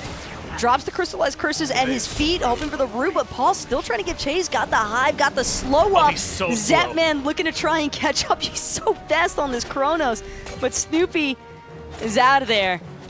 Barely managing to wiggle away. That Into Darkness cooldown coming up just in the nick of time. Has the fail knot though, and I have to think that 40%, excuse me, he's got the Bange's Blessing too, so 40% cooldown reduction going to be the main reason why Snoopy manages to survive. But the backline's starting to get there for LG, Taco. You saw they had enough damage to kind of slow down that dive from Sam back there and at least make the initial pick 1 for 1. It's just starting to become a real problem for them here on this right-hand side. How they're going to deal with the front line part of it, because Eonic melted too quickly. What was unfortunate about it is that Neilmaw just barely managed to make it through that initial choke point on that disengage from the Pyromancer pit. But next to those back Harpies there on the order side, it can be kind of tough. But Khepri found a way. Life finds a way, and even though he wound up ultimately dying, it's just that he pulls Luminosity in deeper for Zap. Eonic forced to the Cataclysm to make it past Sam. Bel Air, though, picks up the mantle and continues the chase. Red buff has belonged to SK the entirety of this game, so they steal yet another.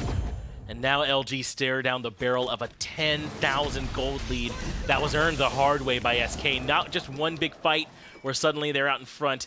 They have been steadily stripping everything from LG all game long. Now 22 minutes in, they're going to head right to the Fire Giant. And LG, I don't know how they can fight in, man. They're at such a deficit. They might just have to give this up. This is right around the same time we saw Fire Giant going down in game 1, though, Finch. So no real surprises. SK going to drop that FG before Luminosity even gets a chance to make the decision. Neilmaw nearly catching out Xaliea as well with that root, but LG thinking better of the situation. Going to opt to forfeit their right side T2 tower. Very likely going to look to give up the last 2 T2 towers too, because much better chance of being able to turn this game around if LG takes the fight underneath their Phoenixes. And this is now starting to move into territory where SK are so much in control that it would take some mistakes from them for this game to be taken away. I mean, 13,000 gold, even made worse by this next Tier 2 tower, and another Tier 2 tower on left. And this is what I meant by an earned lead. That's why it looks like they're shooting up even more in terms of their gold lead, because they didn't use towers to kind of shortcut their way to this lead. It's just been off of stealing farm from LG and all these picks. So now they're getting catapulted further out of reach of LG. It's just the raw burst damage. There's only so much that LG can do to actually stand up against it, and with all the anti-heal that Paul's able to spread so effectively with that AMC honey, that's what's been the real damper here for Luminosity, because they just don't have the same sustain from Joshy off those Cupid hearts. They also can't really depend on Xaliea to be able to survive through the full extent of that recall demons. SK have just been making quick work of this Zhong Kui every single time he tries to jump in and press 4.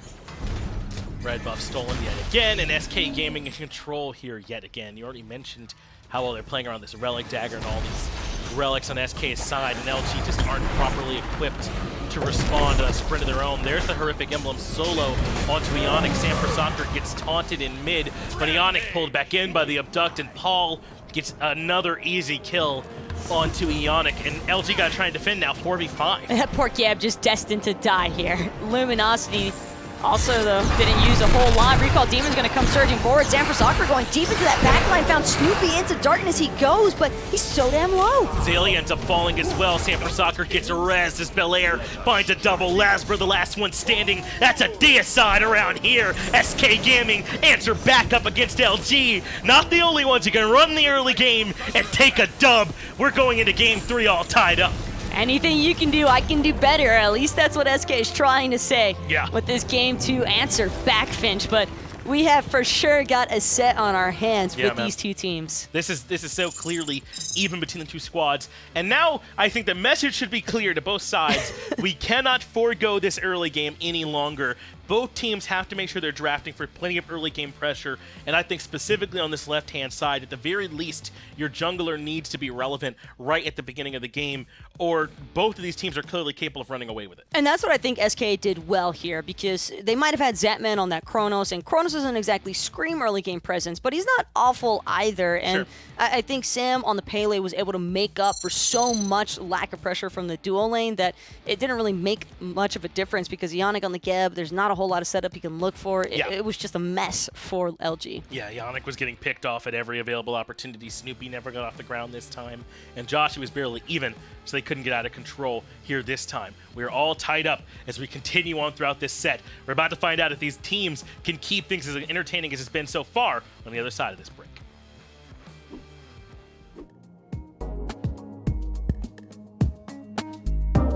Alienware, the official PC provider of the SMITE Pro League.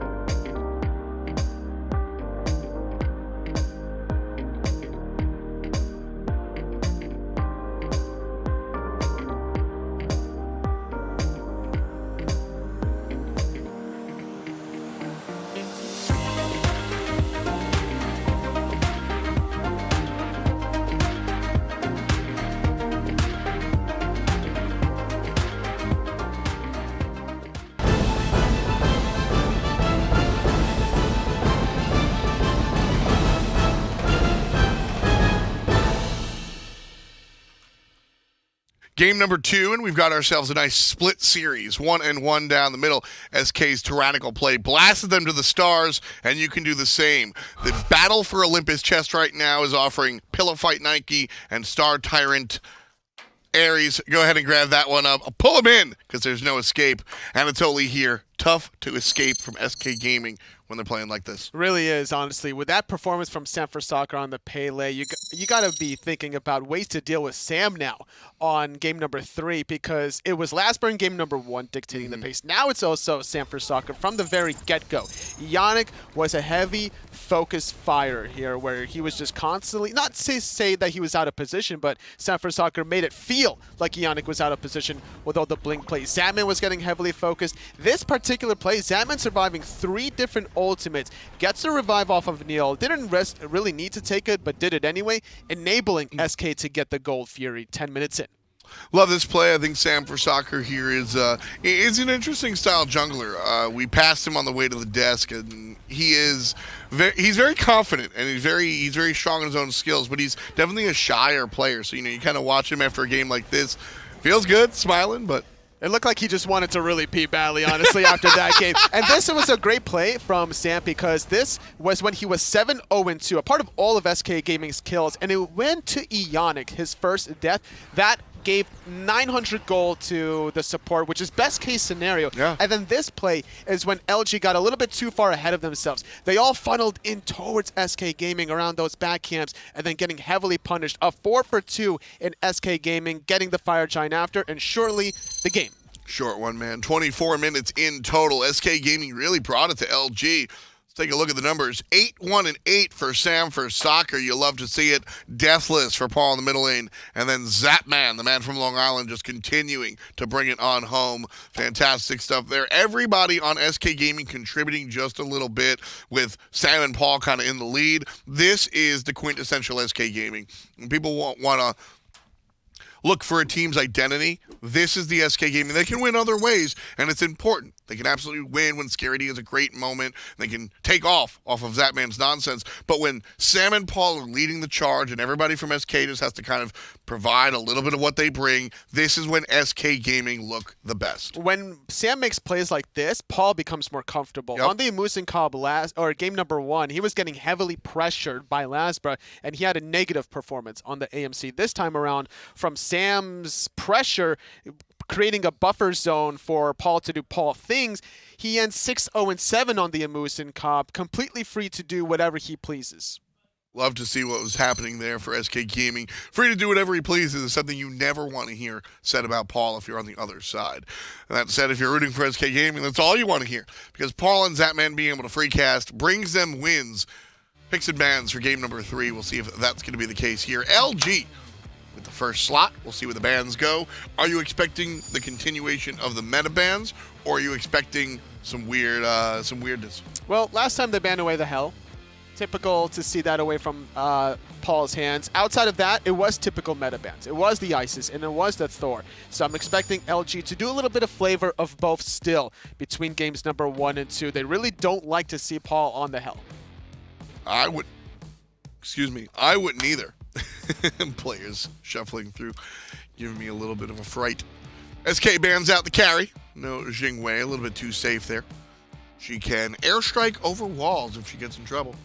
That certainly feels bad, man. That's SK doing their homework, because before this set going into it, Joshy has played 6 Jingwei games in the 9 total LG games. Band's almost finished. There's the Hell you were talking about before. Merlin going to be optioned here by SK Gaming. LG now, they've got one more choice. Ban the Isis that we were seeing earlier, but it will be the Khepri. SK Gaming now, there's a number of things that are available. Isis probably where SK wants to go. Probably is the idea, trying to make sure that Snoopy doesn't get that god yet again, because once he was comfortable in game number 1 because of Lasbra's pressure, he was able to get off those long-range spirit balls. Impossible to fight under the circle of protection.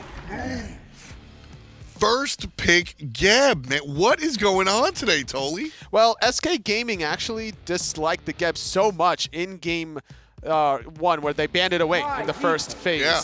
Game number 2, trying to figure out a style, was LG picking it in the first 2 alongside the Zhong. Eonic playing that god was heavily focused. So I'm expecting SK to still heavily focus out Eonic again. I think that's really the thing here, is that watching Eonic play Geb, he's able to really play at a relatively high level. I think that some of the other selections for Eonic don't stand up to the prowess that his Geb brings. It's not necessarily to say that Eonic can't play other things besides the Geb. I just think Geb allows nicer, I think. Snoopy to do whatever he wants, Joshy to kind of pop off when you have that Geb shield, and then the engagements, Link, Cataclysm, Knockup. I don't know if there's anything better of an engage from a support, maybe outside of like Akuma Karna, Sure. Epic Uppercut. Cabrakan here. Cabrakan, as I say in the SMITE rap. Zhong will be chosen across from him, one of the standout staples of SMITE game at the moment. So some all-out tanky, some pretty tanky, and Set could be played solo, then he'd be pretty tanky. But Set has been fantastic all throughout the day. It really has been. SK did draft the set in game number 1, but LG were able to handle it. This time it's their opportunity to see what they can do with this Egyptian god, seeing if they can dive that backline. Paul struggled game number 1 because of all the pressure. With this set, with a Zhong blink, with a Geb blink, that could be replicated in game 3. Well, SK Gaming have one more selection to go, and it will be the Chronos. That man looked really good on the Time Lord earlier today. So we'll see if that continues into game number 3. Second round bans here, and the first one for SK Gaming should be looking at perhaps the carry role. Zhong and Set, and that's where they're going to go. The Chernobog right away, banned out by SK Gaming. Not wanting to deal with that Joshy performance in game number 1. It was outstanding, actually. His rotations were so impactful that he ended up at 9, 1, and 8. So taking a shot at that long lane. The global pressure a little bit too much to handle, seeing how Lasbra was able to start all the team fights on his own accord. Erlang Shen, a nice ban here from LG, as SK still have a number of choices available. And the Hun Bats is going to be banned here. SK Gaming, not sold that Set's going to be in the jungle. Not sold either. Could go a number of places, personally. And so the Hun Bats will be banned out. Too much of an impact. Hun Bats ult into Zhong ult can just delete a team fight. So I like the thought process there. And LG are going to ban out Kumbakarna. Makes sense. A lot of control, more freedom for AMC and Kronos. Not having the Khepri or the Geb this time defensively. Going to be harder for Zap to get off the rewind. So Ganesh could be another way to control space with the Dharmic Pillars with the long 2+ second silence coming out of the Step aside. I love to see the change there as well. Looking the Ganesh can silence some of what Zhong or Set wants to do. Serqet to be chosen here. And on her will pair up alongside the Set. And so with that in mind, a nice look here for the choices of LG. I love this draft. There's just so much power. Yep. A lot of times I'm looking at some sort of cool interaction, or I'm looking at some nice little setup. Zhong Set on her Serqet are just devastating to play against. It really is, honestly, because Honor is such a popular god at the end of phase number 1 during the entirety of the mid-season invitational, as I love Season 6 SMITE because of how diverse every other team brings their own identity. The Honor now probably going to go in the hands of Snoopy. He's going to be doing his old school hunter things. And then to see King Arthur being prioritized in the very first set from Space Station Gaming to being last pick out of SK. I'm expecting Belair to really pop off in this Game 3. It should be exciting. I am looking at Belair as well. I definitely am looking at this LG roster in general. I kind of want to see everybody kind of bring it. I think this is a real nice setup for what they've got and could bring them Game 2. It really could. I'm expecting just more jungle presence. Luminosity, they're certainly going to think about it. It's them versus SK Gaming, right down to the casters. LG having fun, SK all business as you move into game number 3. Eonic still on his signature Geb pick. Probably one of the most storied ones in his history, but the rest of this LG draft is ready to rumble, man. Serqet on her, and then Joshy in the long lane on the Zhong and the Set. I mean, this is a draft that's ready to throw down. Not gonna lie though, Finch, a little bit bold here from Luminosity to toss Eonic back on that Geb after what went down in game number 2. It's his best pick, I think. Really, it is. It is a solid pick, by the way. I'm just concerned about the abuse factor coming through yet again from SK, but I will admit that these side lanes are looking significantly better for Luminosity for this Geb. Yes, I think that there's a much better chance that he won't be getting as bullied when they have a lot more presence this time, like Lasbra and Snoopy can fight around him really well early on.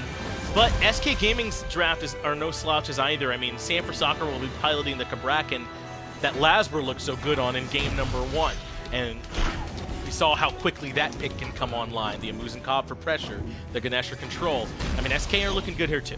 It's really Joshy, I think, who's got to be on the lookout because he's probably the most prone to being locked down by this Cabrakan. Snoopy, I think, would probably be my next point of concern if it wasn't for the fact that he does have that leap, but will probably have to try and find leaps over walls because if he's just leaping out in lane, that's not exactly a saving grace from a Cabrakan. If he gets that slow off, that's really all he needs to still catch Snoopy in that tectonic plates.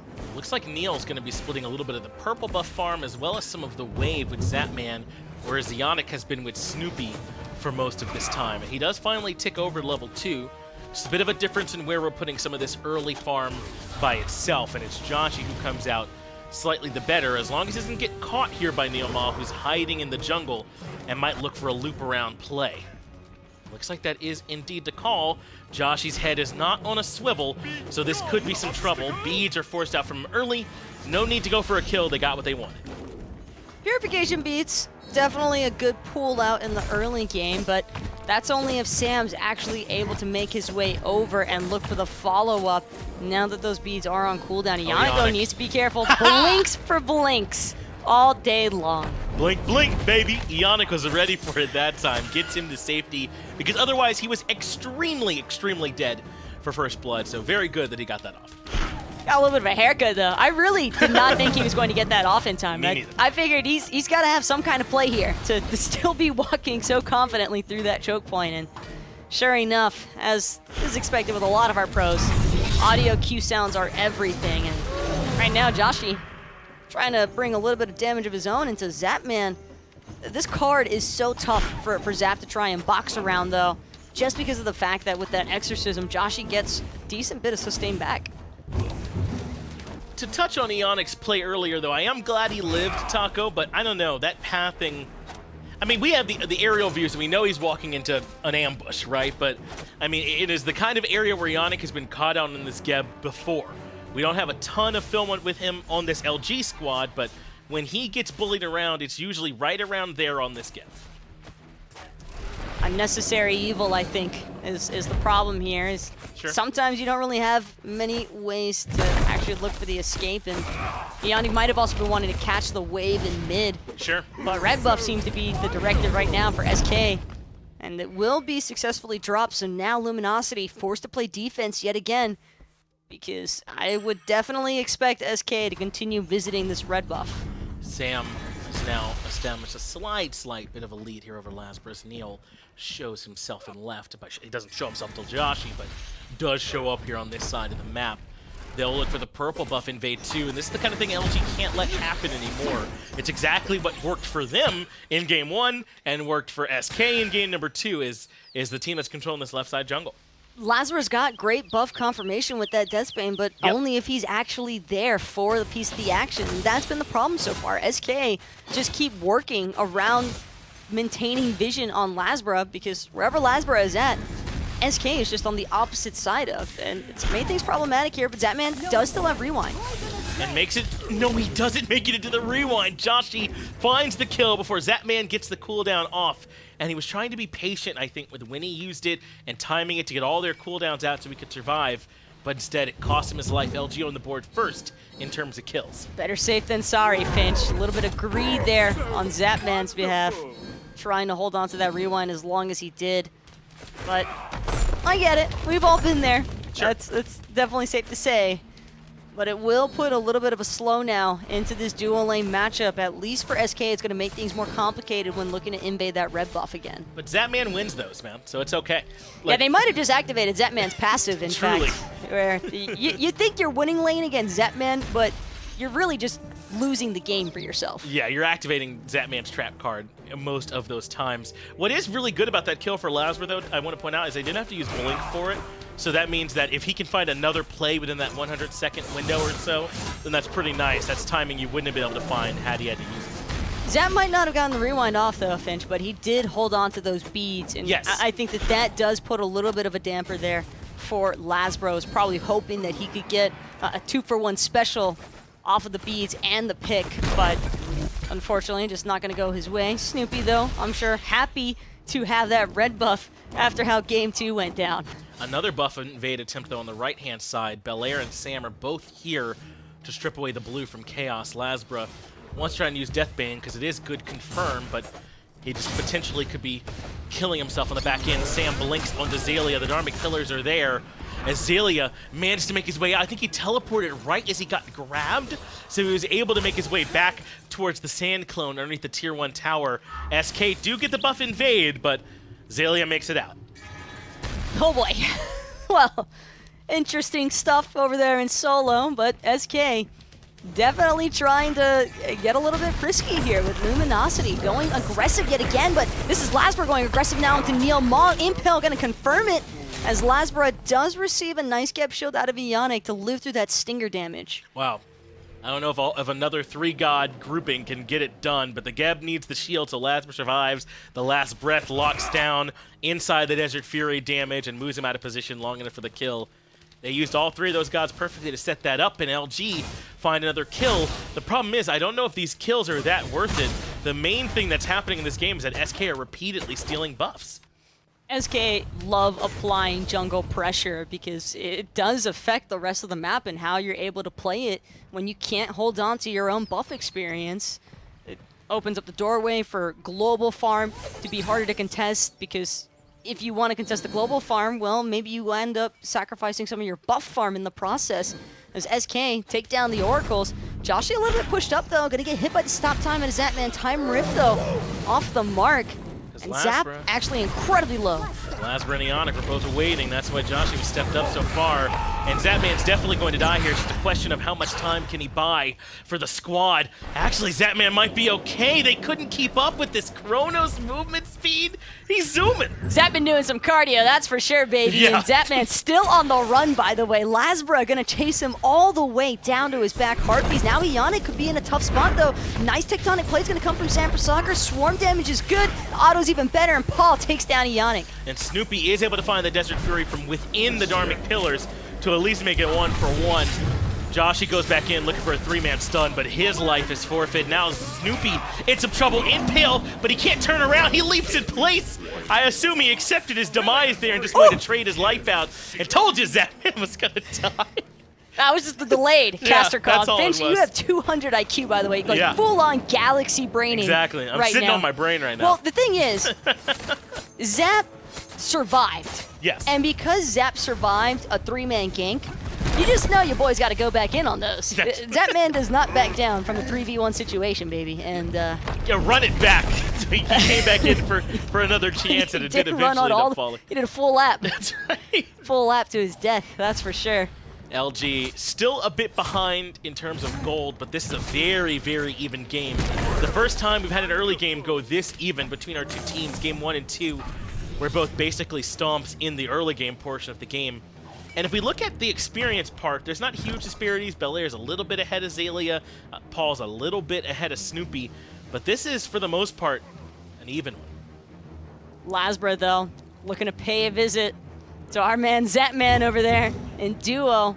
But Zap's aware. Callouts certainly probably being made on Eonic. I'm not even sure that SK had vision on Lasbra there, but Zap probably just suspecting someone's trying to gank him while those beads are still on cooldown. I mean, it's the only place Lasbra's been all game. On the left-hand side, Zapman's just safe assuming that he's over there at all times at this point, because of just how aggressively Lasbra's been pursuing this Chronos. And it has cost him 2 deaths. Zapman's 0-2 and 2 right now, but he hasn't fallen particularly far behind Joshy, as Eonic only hits Paul with the Cataclysm. Sam for Soccer, though, gets caught out between Lasbra and Eonic's control, and that's another pick for LG, and now they look for the disengage. Though Paul wants to keep chasing with Zapman looping over to catch them between Tier 1 and Tier 2. I don't know if they know. Damage comes over the wall, and they barely avoid it. So close there, though. If Zap connects to that stop time, Eonic is most definitely toast. Instead, Zap's rotation won't pay off just yet. Joshy, on the other hand, though, could get caught out. Gonna get slowed from Paul's honey. And everything just goes back to normal. A decent pick opportunity, though, for Luminosity. And Lasbra, maybe he was still trying to get aggressive on Zapman here. Yeah, that's wild. My man missed both of the Cobra's kisses and still was running at Zapman. What was in the tank? Maybe not even the last breath. Lasbra's just running at him, maybe hoping Zapman would use beads preemptively or something like that. But either way, he does zone him away while the rest of the team works on trying to grab those oracles. Zoom back out here a little bit more. Our solo laners have not gotten involved at all yet. Taco 0-0-0. Which one are you expecting to have a bigger impact once they start rotating? That's so tough to call because Belair has got the sustain advantage, I think, with this King Arthur and just being a little bit beefier in general, but Xalia's going to bring some awesome burst damage for Luminosity, and judging by that last play in mid alone, it's not like burst damage is the problem right now for Luminosity. Desert Fury doing so much combined alongside of that last breath that Belair, normally you'd expect the King Arthur to live through anything, but that might not be the case when Last Breath is such a fantastic anti-heal option. Yeah, it feels like a question of what both teams have been missing in the fights we've seen so far. And LG have been needing a little bit more chase, and SK have needed a little bit more presence, and both teams will get exactly what they need in large supply once their solo laners rotate over. So I agree, it's a bit hard to call. But I don't know, man. King Arthur just feels very, very strong when he rotates into fights. I feel like SK might have a slight edge. But only if they're able to actually play with all 5 of them grouped up together. That's where King Arthur will fare best, and that's why Luminosity just keeps looking for these picks over and over again. Zapman on the run one more time.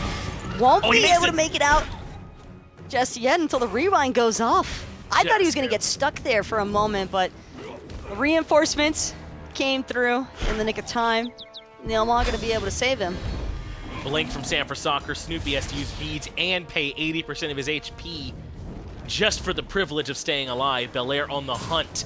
Not going to be able to find the lion. Will settle for the rock instead. And Dharmic Pillars and the whole squad is waiting. Eonic has to use the Geb Shield on himself, and even then, it doesn't keep him alive. This is ambitious from Xaliea in between 5, and he takes a whole bunch of damage too. A little bit too much coming out from him, even with Joshy helping out.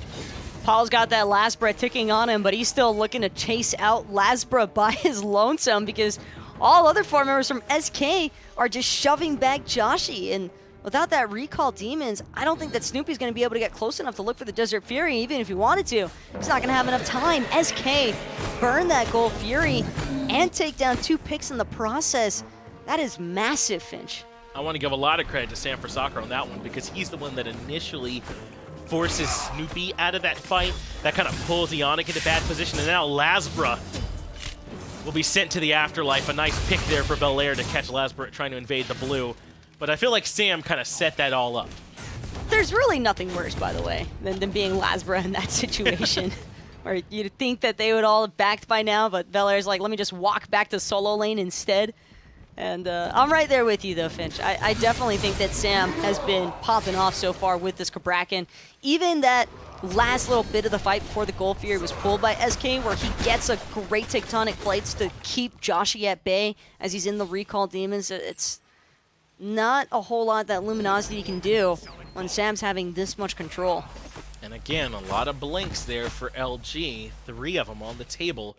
It's certainly good when you're the aggressor, but you don't have that sort of safety valve when you're on the back foot that a Shell or a Sprint might provide your team. Xaliea also a little bit overestimating some of that set, sustain, and burst, because 1v3, I think I can hand it to him.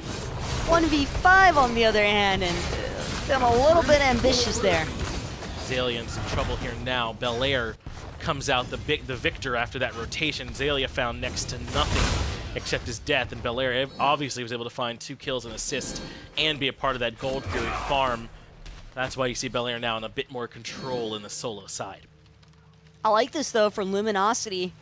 I recognize that SK content to just farm out their own side of the map, and so LG are going to force the fights at SK's side if they can, but I'm not even sure that SK necessarily had vision there, although there are some deep wards for Belair on that solo side, so maybe those were able to give enough of a heads up to Sam to just keep falling back. Josh has to be careful going into this battle. I mean, Zapman's got the Ethereal Staff finish, whereas Joshy does not. So obviously a heavy advantage there for Zapman on the Chronos. He's not the only one with some interesting build pass here, though. San for Soccer has the Spear of Desolation. I imagine a little bit of extra cooldown doesn't hurt, plus the passive, if he finds himself a kill, is pretty good too, and the Transcendence completed now for Paul. SK have got some power spikes they're happy to play around. Look, there's a reason why Cabrakan picked up the nickname Fat Loki, Finch, and it is not because he doesn't deal damage. That Spear of Deso with the pen boots is scary to look at. If I'm Snoopy, I am terrified right now because you just can't get hit by any slows. And there's multiple slows available for SK. It's going to make it so difficult for this Honor to find consistent escapes. No, he's not going to be able to get away from Sam for Soccer. I mean, the thing is, what Sam wants to do is get in initially and force out the jump, and then lock him down in that tectonic shift once he's already used that leap. And then Snoopy won't have any options for escape. Desert Fury can maybe immune the stuns, but the damage is all still going to be happening. And we'll see a very unhappy Snoopy if Sam for Soccer sits on him. Speaking of Snoopy, I also find it interesting the differences between these 2 mid laners. Snoopy opting for that fail not 3rd item slot, despite the fact that Luminosity haven't been far out in front. It's a pretty steep gold investment so far for Snoopy on this build, but once he finishes it off, at 45 Fizz power, Finch, and more importantly, the cooldowns is what I'm looking at here, because on her with max cooldown reduction can definitely be pretty annoying to deal with in between all the impales and just the Desert Fury damage in general. And it's such a short cooldown already at 75 seconds. Add 40% CDR to that, and Snoopy's going to have that ult all the time. Yeah, Xalia's gonna need some backup here in solo though, man. After that rotation, he ended up too far behind Belair. Now Belair bullying him. That's why we see Snoopy and Lasbra making the rotation, and Xaliea will be right back next to the teleport, so Belair finally gets answered back on the right-hand side, and there's no Primal Fury or anything for LG or for SK to get on the left-hand side. They will lose the Tier 1 tower, but that is not bad at all for LG. It's definitely a big pickup, but only if Zatman isn't left to his own devices. A Chrono's getting to freely split push a T2 tower, and Luminosity know that the pressure's on them. 5-man grouping up in this mid lane to try and answer back, but Zap's already got the T2. He can back and rotate in for the fight, and Oni Fury spawning also. And now it is a problem for LG. The Tier 1 tower in mid will come down. That's the Dharmic Pillars extended by Neil Mod. Snoopy is the target. Sam blinks in, drops down. The tectonic shift, and Snoopy has to leap away. Meanwhile, away in the back, it's Paul that's in trouble. LG push past, and Xaliea gets the kill. Zatman loops in late. Could potentially spell some trouble. Link out from Eonic, I believe, to get him out of there as well. And suddenly LG on the retreat. By far best case scenario though for Luminosity. That could have been a catastrophe had Snoopy actually died there, but some great peel, decent body blocks, and good patience out of Snoopy. He's going to be able to save his life, and Oni Fury unable to be threatened as a result because SK didn't have their full force. Only 4 members strong at the moment. No, it's Luminosity with the power play positioning. So they're going to just sit back tight and wait to see what LG decides to do next. But in terms of just opening up the map, SK feel great about getting this Tier 2 in left. If they win a fight, they've got an avenue now right to a Phoenix, and then go burn that down and open up the base of LG even further. And all of this because Belair had that pressure in solo that forced the rotation from LG to bring Snoopy and Lasbra over to try and find the pick. Xaliea teleported back to the tower and then couldn't teleport to save the Tier 2 either. That's all off Belair's pressure. Unfortunate for LG, but not over just yet. Oni Fury, though, getting insanely low, and SK still looking to just pull it outright. Xaliea already down to half health. Steal not going to be successful here for Lasbra, but Paul could be in some trouble. Dharmic Pillars, though, stops the retreat. Joshy is able to catch up to Paul. That's the jump in place with Snoopy, but Belair's on the other side of the tectonic shift. Finally makes his way in, and they will clean up the on her. But Joshy is on a warpath, finds his way towards Neil. Sanford Soccer drops to Eonic in the shockwave. Xaliea trying to box it out with Zatman in the back. That forces the Aegis, but Xaliea can't stand it. He ends up being taken down by the time stop, and Zatman gets a double. Luminosity still on the retreat, red buff primed, and ready to be stolen away by Zatman and Belair. More than happy with their consolation prize. It might not be a Geb or a Zhong, but the pressure is still there for SK, and what looked like was going to be a team fight entirely favorable for Luminosity just gets turned upside down the moment this King Arthur shows up, and yeah, that's exactly what you were talking about earlier on, Finch, with Belair on this King Arthur in the solo lane. Yes, Set is awesome to have. Yes, Set can destroy a backline, but only if he lives long enough to get there first, and even then, Set trying to deal with this Chronos has been so problematic. Zatman has done a fantastic job at just keeping himself alive. Yeah, at this point, Xalia's behind. He can't box Zatman. He's down 2 levels, and he's only a little bit ahead of Paul for what it's worth. So he's just not in the best spot. Meanwhile, Belair is unkillable, it feels like, at this point. His Pyromancer's very, very low. LG do secure it, and they should be able to get Eonic out of here now as well. I think what's crazier, though, is that this is a nearly 7,000 or more gold lead for SK, and it doesn't feel like it. Right. It feels like Luminosity are still right there on par with SK in a lot of these teamfight engagements, and I don't want to say that SK are working against a timer right now because they do have a lot of late game presence, but things are getting a little bit questionable surrounding some of these mid to late game teamfights, Finch, and if they're not careful and they're not precise with their target focus, it's very possible that Luminosity could turn this one right back around. I think what we're seeing is kind of the argument for why you want to spike one player's farm in particular, because they do have a really big lead. Like 6,000 is definitely good at this point, but it's a bit spread out. The best disparity for SK is the solo lane between Xaliea and Belair right now, but aside from that, everyone's not too far behind their direct counterpart. I think that's why these fights are still looking really even. Well, and it was a great shutdown as well for SK against a lot of Luminosity's earlier aggression, because even when Luminosity would find a pick, probably the most recent example being when they picked Belair on the T2 tower, what's SK doing? Oh, they're split pushing a T1 and T2 on the opposite side of the map. Zapman's getting free farm. Zapman's beefing up this Chronos, already level 20, by the way. And it's because SK were constantly able to find responses elsewhere that really just prevented Luminosity from achieving that snowball potential. G on the back foot now for sure, but it's SK who it feels like kind of has some pressure to make sure they can take their lead and expound upon it. LG still have this Geb that's working its way towards being a Geb in the late game. Joshy will be on a Zhong, and all that AoE is going to be very difficult for SK to deal with. And Cabrakan, especially if built largely damage, is going to have a harder time moving in to start his setup. But look at Sam's build. He has the Gauntlet of Thebes. He has the Magai's Cloak. Maybe he is trying to transition into more of a front line to add to the Ganesh and King Arthur they already have.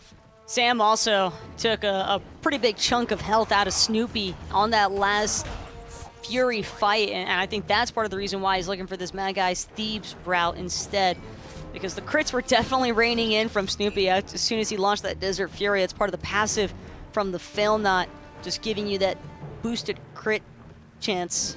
And not only that, but it's a teammate fight after the fact too that can be a little bit troublesome here for SK. So I think Sam definitely has the right mentality, looking for a little bit more of the protective options, because damage isn't really the concern when you have an Amuz and Cobb and a Chronos. Yes, your damage is going to come from somewhere, so Sam now starting to make the transition into a more late game tank here for the team. SK were in really strong position around the FG just now, but willing to kind of cede that back to LG. I don't know if they want to kind of narrow the focus of this game down to just the Fire Giant, when spreading the map was working so well for them against LG earlier on. Another red buff invade, but Eonic blinks in Cataclysm, but this focus is all onto Neil Ma. Xaliea goes to the back line looking for Paul and does have him down quite low, but Snoopy gets buried by Belair. Joshy is low as well as Belair finds himself a double. Xaliea finds a double of his own though way on the back line. These solo laners starting to show up, but now Eonic's low. Belair gets a triple kill for himself. Lasbra finds Selm for Soccer and gets a double of his own, but now Xaliea is low. It's just the King Arthur fully healthy up against all of LG. Full health, full mana. Belair is just a beast of a god right now. Yeah. For Luminosity. They're not even bothering with him either, by the way. No. Luminosity actually playing that fight to the best of their ability, and the fact that Lasbra was able to sit back just far enough to wait for Xaliea to open up even more space off that Kingslayer ultimate. Beautifully played there from LG solo and jungler, but same could be said for Belair. And with the way that last fight just went, Finch, I would not be surprised if we're in for a 50-minute slugfest here. No, this is close. These teams are still way too even at this point. And that kind of highlighted the exact point I was trying to make earlier, which is that the real only disparity that SK have to show for like the fight, for what the charts are going to tell you, is the fact that Belair is this fed. Everywhere else, LG are perfectly even to fight into SK, and even with a fight that they all-in commit on Neil Ma at the start, to turn that around is huge for LG. Not only that, but Snoopy also hasn't had a chance to try and pick up a Toxic Blade. The only anti-heal option right now for LG is on Joshy with the Divine, and Joshy being the ADC might not always be able to get it off in time. Paul, though, on the other hand, could be in some trouble. Desert Fury not going to be able to close the gap. I don't know if the Cataclysm is what they wanted either, but Paul's been removed already. Xaliea will closely follow, and they really needed his damage last time. Snoopy falls to Zapman for a double for the Chronos. Eonic now in some trouble, taken up by King Arthur for Camelot for Avalon, and Eonic is gone. It's just Joshy and Lasbra that are left now, 4 up for SK. I don't know what the big difference was that time, but it looked nowhere near as good for LG. Luminosity just in hiding right now, and they just surged forward too much. Where's hiding? Well, behind the speed buff. They were definitely trying to hide from Neil. I think Neil knew where they were at too, just didn't want to bother giving chase. Knew that he didn't have anybody else with him, and it's just not worth the risk of getting picked off as Ganesh when your team just wins a fight so convincingly. But LG, they just went all in onto Paul. And it's kind of like they forgot the other 4 members on SK are still in existence, because SK just fight back immediately. It was also right at the corner of the frame, Taco, but I don't know if Eonic had the best cataclysm in that fight. It was way in the back line. I don't know if Belair was already there. I think he just got slowed pinched. Down. Yeah. Too much of a pinch there from Eonic. He was kind of just surrounded by all sides, and I don't think that was when he wanted to use the Cataclysm. Right, and ended up being not quite as strong as they would have liked, so things don't work for them in that fight. Xaliea gets stuck on the Dharmic Pillars and takes a ton of damage and can't make his way in. Try and follow up, we'll have to use the skewer from range. Eonic blinks in, Shockwave does hit 3, but a big rewind from Zap resets his health, but suddenly Sam and Neil have all been removed. I don't think they expected LG to just walk it down, and that's exactly what they did. But Snoopy, get back to the team. He's trying to run from this King Arthur, but he can't live through these fights. Oh man, Snoopy actually gonna lose the Desert Fury. Good impale, but the stun's already been activated. Belair gonna set up the Time Rift kill there for Zapman. And what looked like a really good power play for LG is gonna be somewhat put to a halt, losing Snoopy there. And Snoopy, I want to point out, doesn't have any sustain right now on this honor, and I'm not sure that I'm even upset with it really, because with how much run-down potential SK has right now, I don't think that Snoopy would have a chance to sustain himself anyway, even if he had the Aussie or a Devo Gloves. I think that power is really his best bet if Luminosity want to just try and win these fights outright and just trying to depend on Eonic for these Geb Shield cleanses. And I'm a big fan of what SK have been doing. Whoever Eonic cleanses with those shields, SK has been immediately redirecting their target focus. This has been such a back and forth match between these two teams, and really that's been the texture of the entire set. And LG ready to hit the gas again. Belair the early target and deleted by Joshy. Shut down bonus going to the Zhong Kui, and this time LG finally get it done cleanly. This is bad, Finch, because Belair has been everything. I think a saving grace for SK in a lot of these past engagements, and now that Fire Giant looking more tempting than ever before, because Belair is out for another 40 seconds or so. And it's not a guarantee by any means, but I would definitely put a little bit more of a bet onto the objective confirmation being in favor of Luminosity than SK right now. And to give you an idea of how close this game has been, this would be the first Fire Giant of the game. No team has felt like they had enough space between the other squad to go for it yet. Lasbra will not have ultimate for this, and neither will Eonic. Everything but Dharmic Pillars is up for SK. That's why they move into the actual Fire Giant lair. But playing this patiently so far, Xaliea is going to be the first one in. Sam for Soccer looks to cut everyone off with the Cabrakan ultimate, but Joshy moves in and looks for the stuns and has started recalling demons. Paul has to use Aegis, and that keeps him alive for the moment. Neil and the rest of SK can move back towards the tier 2, but LG don't get FG or any picks. Ooh, Lasbra wanted Paul so bad, but he had to use the ambush and Death Bane just to catch up, running through the back of SK's base. Zapman, though, going to catch up, no problem. Eonic also going to lose that Cataclysm just to try and get away from the King Arthur. And it's good for now, a 1-for-1 exchange, but in comparison, I think Luminosity is going to be hurting a little bit more losing Lasbra than what SK will experience from missing out on Paul. If they've got Belair and Zapman, I think they've got the most important pieces here on the side of SK. And look at Belair kind of showing what I'm talking about, just walking in onto the rest of LG. Does have to eventually start falling back. They've clearly shown that he can be felled. It just will not be easy. But, I mean, that felt a bit sloppy from LG, though. Can we talk about the dive there from Lasbra? I mean, I know they got Paul, but I just don't know how that's worth. Eonic almost died, too. He did burn both of his relics, so I think that's also part of the reason why Lasbra was so insistent on trying to kill this Muzen Cobb. And a little bit more time, maybe Lasbra managed to make it out of there, but judging by his build, I don't see a world where he outruns Zapman, because he just doesn't have any cooldown prioritization at all. This is a heavy damage Serqet build, sure, but relying on that 10% cooldown from the Blackthorns alone, usually not going to be enough to get the job done. And he does have the Void and the Shifters to try and buy himself a little bit of time just in terms of survivability, but you're right, his abilities won't be up that quickly as opposed to normal. Still, 7,000 gold in favor of SK as we're past the 30-minute threshold. Fire Giant enhanced now, as if it was hard enough to take down already. No one's been able to claim it so far to make things even more difficult. And that's probably my favorite part about this game, Finch, because neither of these hunters have sustain. So this is purely going to come down to a 5v5 brawl out between these two teams, but Zapman, on the other hand, has got other ideas in mind as he looks to bring down the Primal Fury, make it just that much easier for SK. on this enhanced fire giant secure.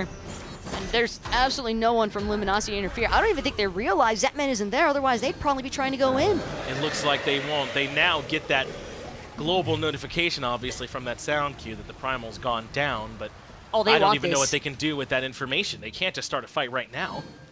Just do it, Lasbra. You know you want that Mad Guy's cloak proc. Let's keep it honest with ourselves. Okay, there's the Cobra's kiss. Respect. That's gonna be 60 seconds now that Belair is gonna have to wait for this Mad Guy's cloak proc to come back up again. A full minute could be exactly what Luminosity need, but now Zapman, he's had ample time to rotate back over, heal up even, and spend some of that item gold. Taco, who are the priority targets on both sides? When this fight happens, who needs to be alive if their team's gonna win? God, that's tough. I think Joshy has to survive at this point. Snoopy is kind of hit or miss either way, but it's gonna come down to Joshy and Zapman. Joshy and Zapman to me too, man. Those are the key lives that gotta make it through. It would be nice if Snoopy could live. I don't think he's lived through a fight yet, but that would be really nice for LG if they could somehow keep this on her standing. So those are kind of the threads when this, because it's such a tightrope, these two teams to kind of look at. Yeah, just go ahead and pour one out right now for Snoopy because he's not gonna live, Finch. I don't think so I hate to break it to you, but this on her just does not have much of a chance. Especially as we get closer and closer to this late game, because keep in mind that Chronos passive is still building. Yeah, that's right. Chronos just gets stronger and stronger as the game goes on towards a cap eventually, but it'll be a minute before we hit that one. Taking a look through some of these builds, those Shoguns and Relics there for Neil. He's on full facilitate mode right now for the rest of the squad.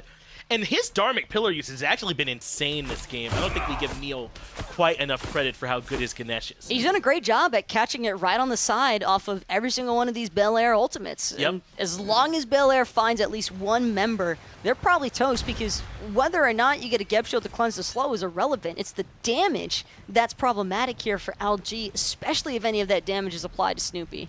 The only problem is I just don't think there's enough by way of anti-crit from SK. Both Lasbra and Snoopy have itemized heavily into it. A Malice and a Deathbringer for Lasbra. Fail Not and Deathbringer both there for Snoopy.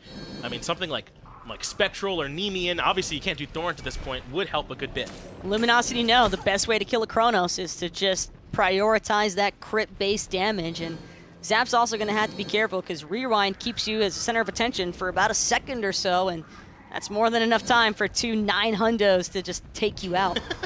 Taco, that was real. You went to a real specific number there from some experience. That's what, it's always the 900s, man. it's somewhere up there, and you just feel bad about it, and you're dead. And you're like, oh, I've been crit. I see. Where was my interaction point with that one again? I guess I missed it. Paul picked up Mantle of Discord to give himself some more survivability off that last back. Still has the boots, though. Most people do. We're still not to the Elixir of Speed point of the game just yet. Snoopy probably holding on until he has full item before selling out that Mage's Blessing. The 10% cooldown reduction helping him out just a little bit here. Lasbra, though, playing around with Zapman. This is not a feel-good moment, though, for Lasbra. Could be if Eonic's able to cut off Zap, but pings are coming through. I don't think they're going to be able to catch up to Zapman in time. They're going to give it a go. I like that they've shown some restraint, but I feel like LG kind of need to make it out of this one if they can. They might have baited themselves into a bad spot. Belair finds Snoopy and forces out the beads right away. Dharmic Pillars is there for the slow and the damage, and Belair claims his head. The Lion is done. The rest of SK now 5 men strong, and only losing Dharmic Pillars can keep on surging. It's the classic mistake, man. You go after Zapman, and the next thing you know, his whole team is right there with him. Joshy also gonna lose the blink on the Zhong Kui, and he's been a pivotal point for these turnaround engagements off of that Recall Demons, and without the ability to initiate, very skeptical that SK are gonna feel anywhere near as threatened. And in fact, SK actually a little bit surprised at how long they're taking to make their way over to this Fire Giant, but that probably just wraps back to that same message we were talking about 15 minutes ago, with neither side really having great confirmation for this enhanced fire. The steal potential's high from both squads because the confirmed potential's low. So it's very risky when you start it, plus it's the enhanced version of the FG. Snoopy's also about to respawn, by the way, so it's almost like nothing happened.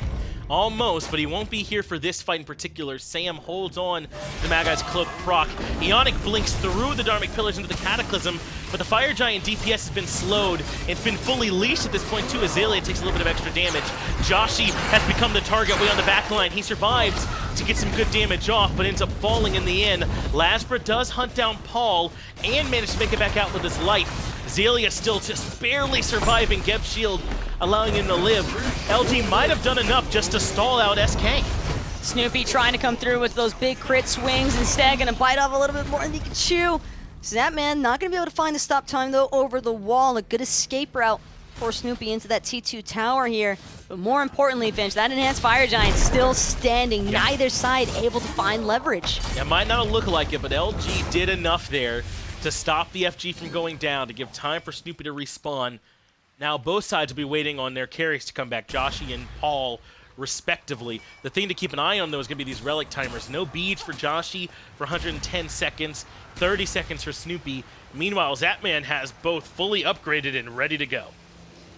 Luminosity maybe even lucking out a little bit there, that last breath was even enough damage to get the job done to kill Paul, because if Paul lives, I think we see SK with fire. Snoopy doesn't even seem to realize that Zapman's right behind him. Oh, this could be an end for Snoopy. That's his Aegis. Even if they don't get the kill, just getting the Aegis is huge. Zapman uses the beads to get the 2v1 kill. This is prime Zapman in the late game, finding some kills on his own and getting the rewind off in time. I don't even know if he can survive here, but he's already done the hero play. Dharmic Pillars and the Tectonic Shift to lock him down. Lasbra gets the shutdown, but now Eonic is in a bad spot here as well. Paul finds Eonic and cleans up the Geb, but in comes King Arthur. Beautiful King Arthur ultimate, gonna prevent a lot of that Recall Demon's damage, and in fact, it's gonna be a clean wipe here.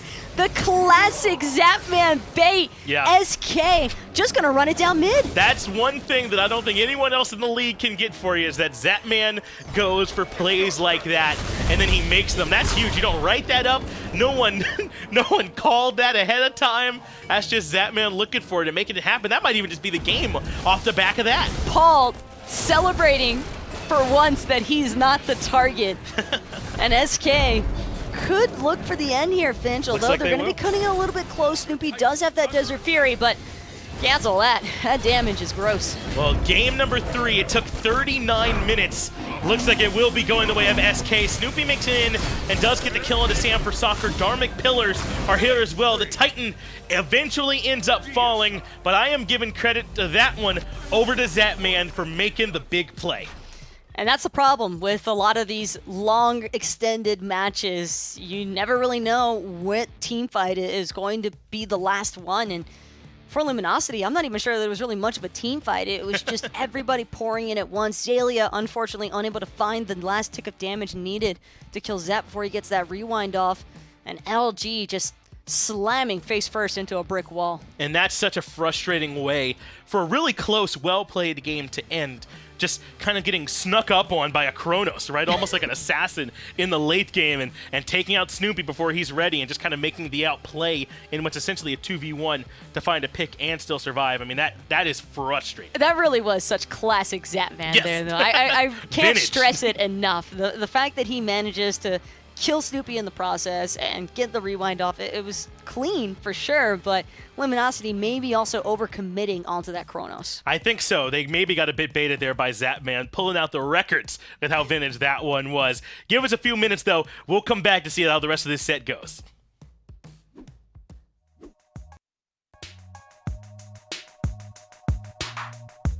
INAP, powering the control room for the SMITE Pro League.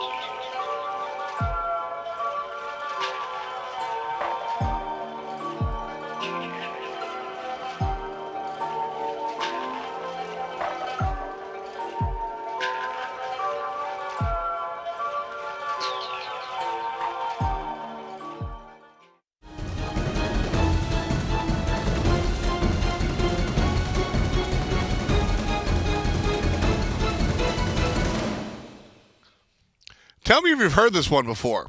Zapman gets run down, escapes, the team follows him, angrily tries to chase him, gets wiped, and loses. Hint, it's every time Zapman plays ranked. It's also in competitive, apparently. SK Gaming take their second game. Tolly, you've seen this one. I've seen this one. I've witnessed it. I've experienced it. No difference between a few games ago where Zap did get his Chronos, was heavily focus fired, leading to Gold Furies. Same case here in game number 3. I think LG needs to really worry about how much they commit onto Zapman. Even though this time there was no Khepri for Neil, it was the Ganesh instead, Zap still escapes multiple deaths. You know, I love Neil on the Ganesh. Neil is a player that really likes to play in the middle of the team fight, and I think Ganesh is the perfect guardian to do such thing. Khepri does as well, but I really like the Ganesh here. It really worked out. Again, Sam and Paul doing the majority of the work, but honestly, Mr. Scary D, the artist formerly known as Belair, did a lot of work. That's right, setting up so many plays for Sam for Soccer 2 on the Cabrakan to clean up. This is why LG actually played the Cabrakan in game 1. I just want to mention the micro there too. 2 stuns, both on the lasers from Ganesh. And being able to get their first Fury of the game at this point, resetting it beautifully. Belair yet again zoning away Xaliea with a 50% health set. SK confirmed the goal. Fury, LG funnel on in for the rest of the team fight.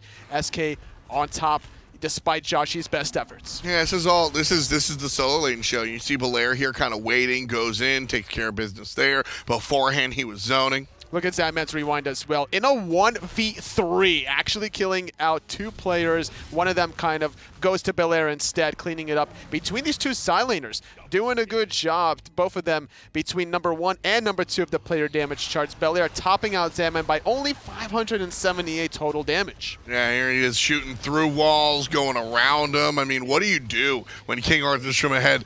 It was actually really funny. Yeah. One of the Paladins guys in the green room was just like, man, King Arthur from ahead just seems like fun. Hey, funny fact, this was a last pick King Arthur, and yet again, you go onto Zapman, you're going to pay the ultimate price. This is the last team fight where Zap gets a kill, gets the rewind off, and here comes his team to bail him out. This is the most everybody's mad. How dare you get out of here, Zapman? We're coming to get you. And then SK heeds the call. Zap dies, but Sam picks off the jungler. Quick to follow is the support going down to the hand of the mid lane, and then SK Gaming just knock him down like dominoes, baby. Easy as pie.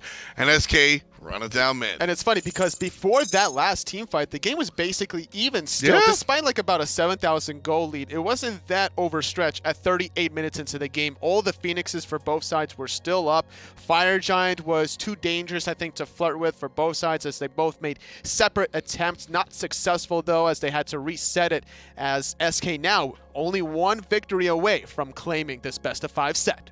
SK grabbed their first win by what I consider their kind of thesis statement as a team. Sam and Paul leading the charge and everybody kind of falling into place and doing their job. But I said when they won that, I was like, you know, they also have these kind of off-label wins where Zapman just makes a hero play and wins the game for the team. That's what we just saw here. Zapman just kind of did it to him. So the next game, is this the one where we see just Paul go crazy? Or is this the one where we see Belair do the thing again? Possibly, because so far LG have been consistently banning out Neil's Khepri, Paul's Hell, but leaving the Chronos open for Zap is a big problem. I think LG have to figure out a way to prevent that from happening in their final elimination game. For picks and bans, you know what? Let's jump into it right about now. LG here on the first pick and the first ban, of course. We've seen the same stuff banned as far as the ISIS is concerned, and the Hell has been banned time and time again. You started to allude that they might start looking towards Zapman's position. They should be looking towards Zapman's position, because when he's left alone, he's just going to be doing the late hyper game carry things that you would expect out of him, and also escaping plenty of times. Maybe if you're going to allow the Chronos to go through, don't invest that much onto him, right? Like, Paul's playing the Muzen Cup. He doesn't have a rewind. Go for him instead. But then again, Zap is putting himself in positions where you want to go on him because he's so far forward. Totally just unwrapping the conundrum right here in front of us. It's a struggle. Jingwei again banned out here by SK Gaming. I'd just like to say thank you to all of the Pro League teams that are banning Jingwei. She's powerful, she's potent, she has her spot. And boy, am I tired of watching her. I think there might be stronger picks worth banning. Is this the most competitive ban? Personally, I don't think so. But I'm glad I don't have to watch her. So to that, I say thank you, SK. It's just a safety thing that Joshy has relied on so far in Phase 2, but at least before the set has started. And the way Zatman plays the laning phase, it's usually aggressive.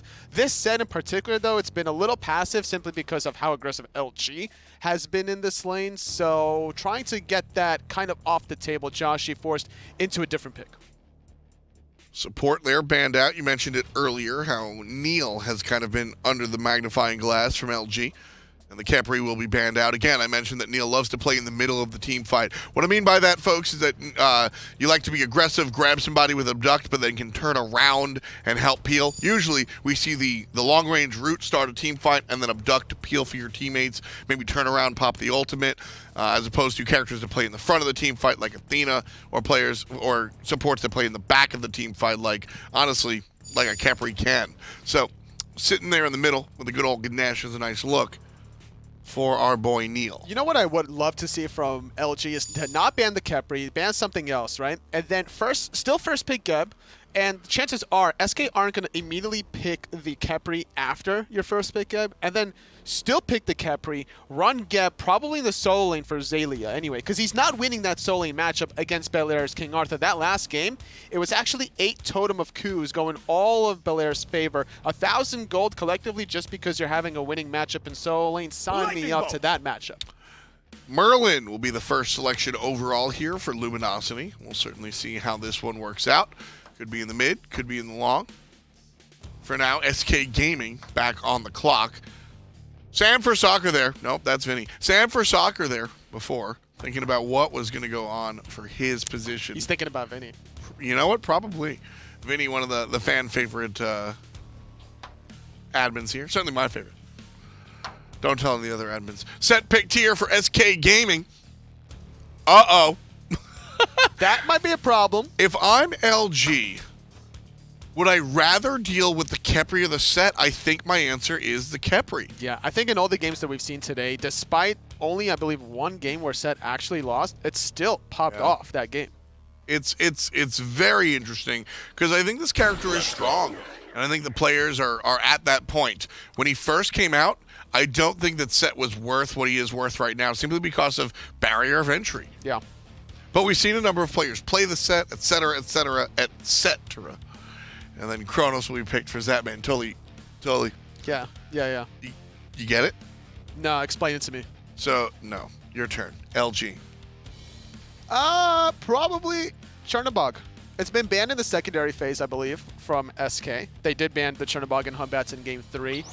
And I think Joshy had a great Game 1 because of that Chernobog. His global rotations were an impact. Lean on the strength. Merlin has been something Snoopy's prioritized quite heavily in Phase number 2, so definitely not going to go to Joshy.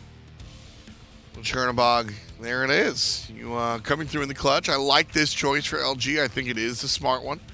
Erlang Shen, a ton of control, a ton of damage as well. Some impossible to escape combos here from the Dogman for sure. Last time though, it was LG playing, or sorry, I'm thinking of a different game where, actually no, it was that game where they were playing Horus, Zhong, and Chernobog. So the addition of the Horus, Zhong, created a lot of space to give Joshy the freedom to play cleanup on this Chernobog. So if I'm SK, I'm thinking back to that game, and I'm either probably banning away the Zhong actually. Because there's not going to be a Horus, although it could be Erlang's jungle, so you could still play the Horus and the Zhong actually.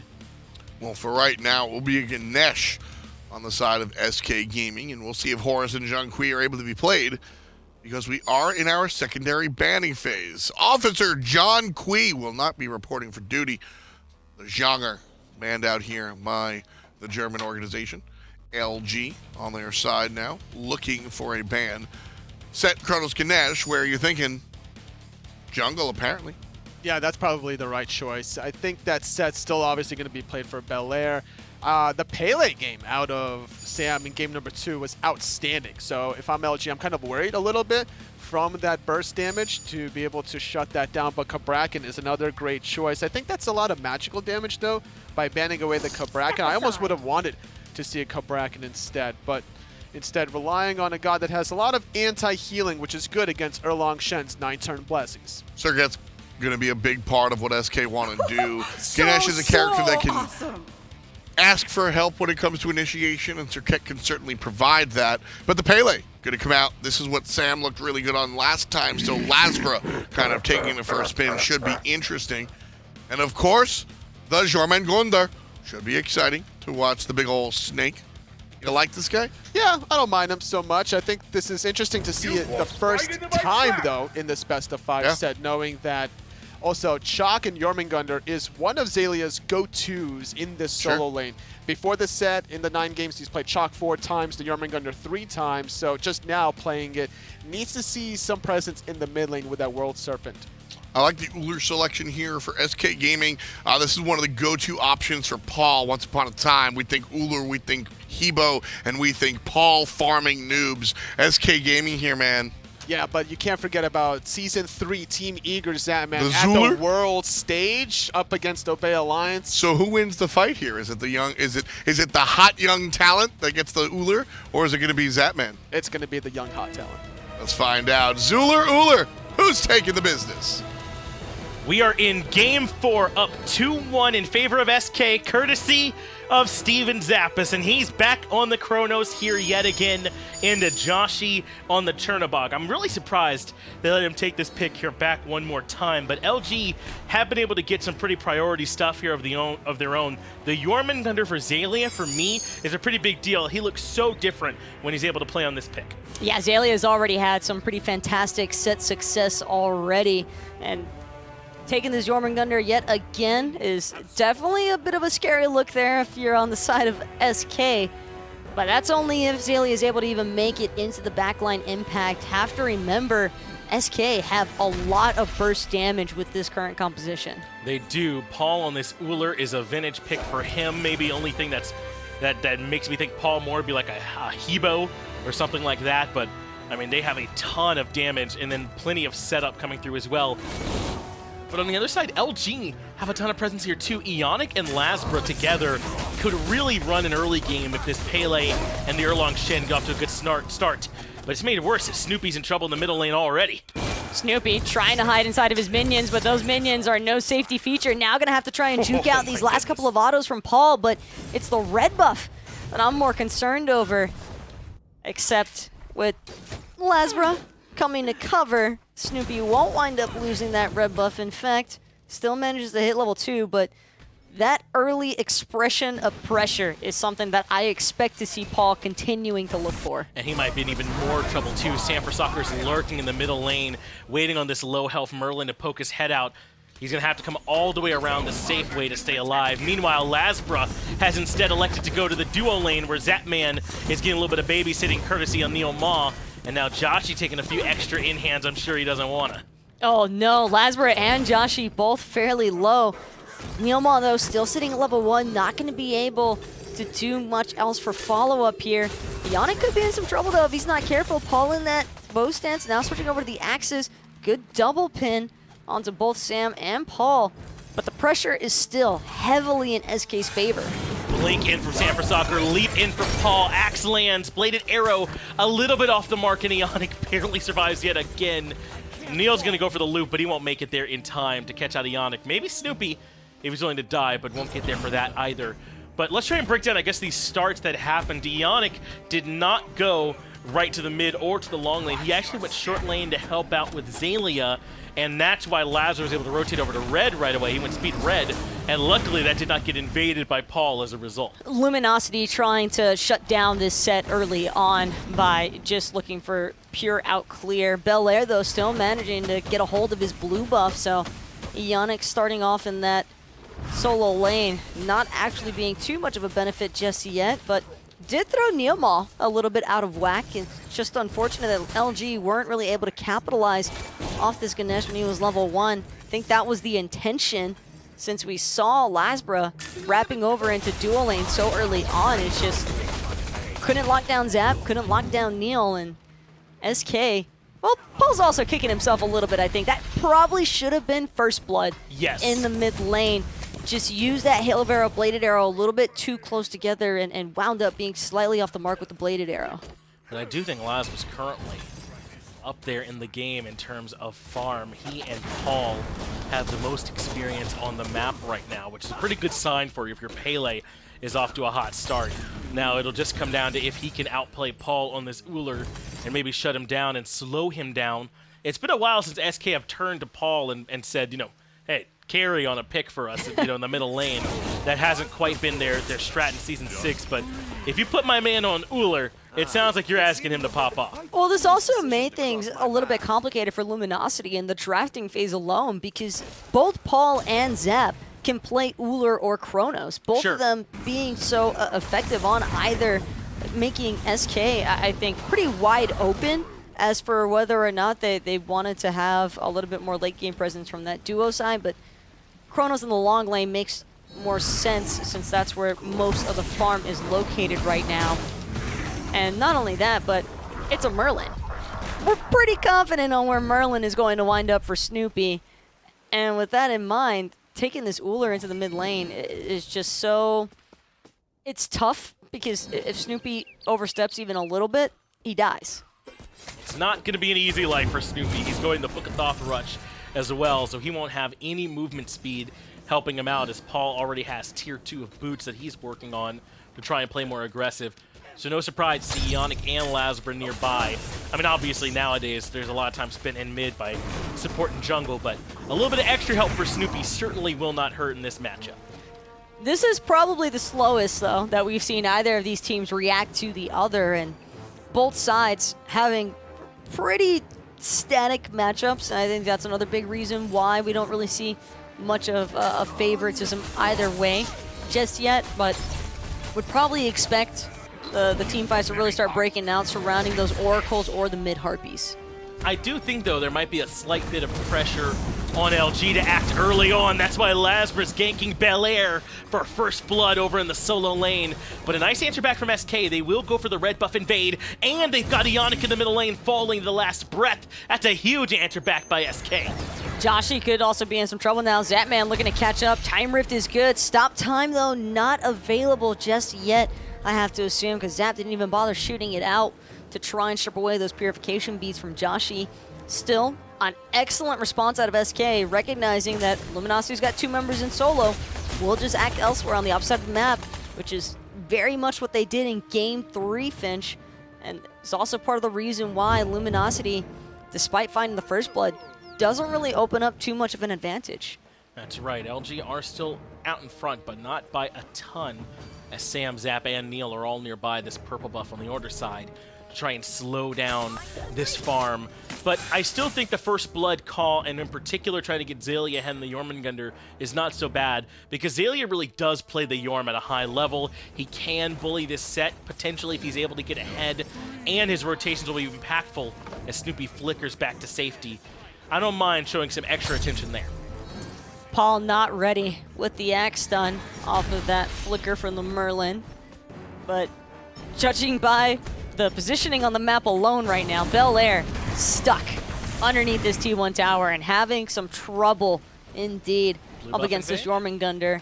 Could be a blue buff invade. Teleport's not available, so Xaliea could look for it with some help, and Eonic making the rotation might draw some attention, though. Some unwanted attention at that. Looks like they're not going to go for it, perhaps giving too much credit to the rotation from SK. And they were correct. SK would have been here in time to contest with Sam and Neilma making the rotation. So at least this guarantees that they should be able to get the red buff. They use Xalia's pressure to kind of force SK to rotate to blue. This time they don't have to worry about the red buff invade unless Zapman man modes in here, but I can't imagine he will. Now you gotta wait for level 20 for that. Give Zap another 20 minutes or so. We'll see a little bit of that alpha coming through, but right now Zap might have actually pushed up more than what he wanted to. Still has the rewind, however, so should be a-okay.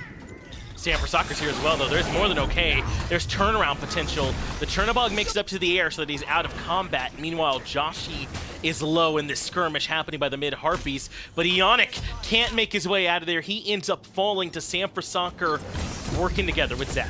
Yet again, classic Zap and Luminosity now maybe considering that Chronos might have been worth one of the earlier bans as opposed to letting SK take it yet again. Snoopy also under fire. Kingslayer has been invested out of Belair, and Snoopy's like a toe skewer gonna get the job done. Belair rotates in, and Snoopy doesn't stand a chance. That's 2 picks across the map onto the carries in particular.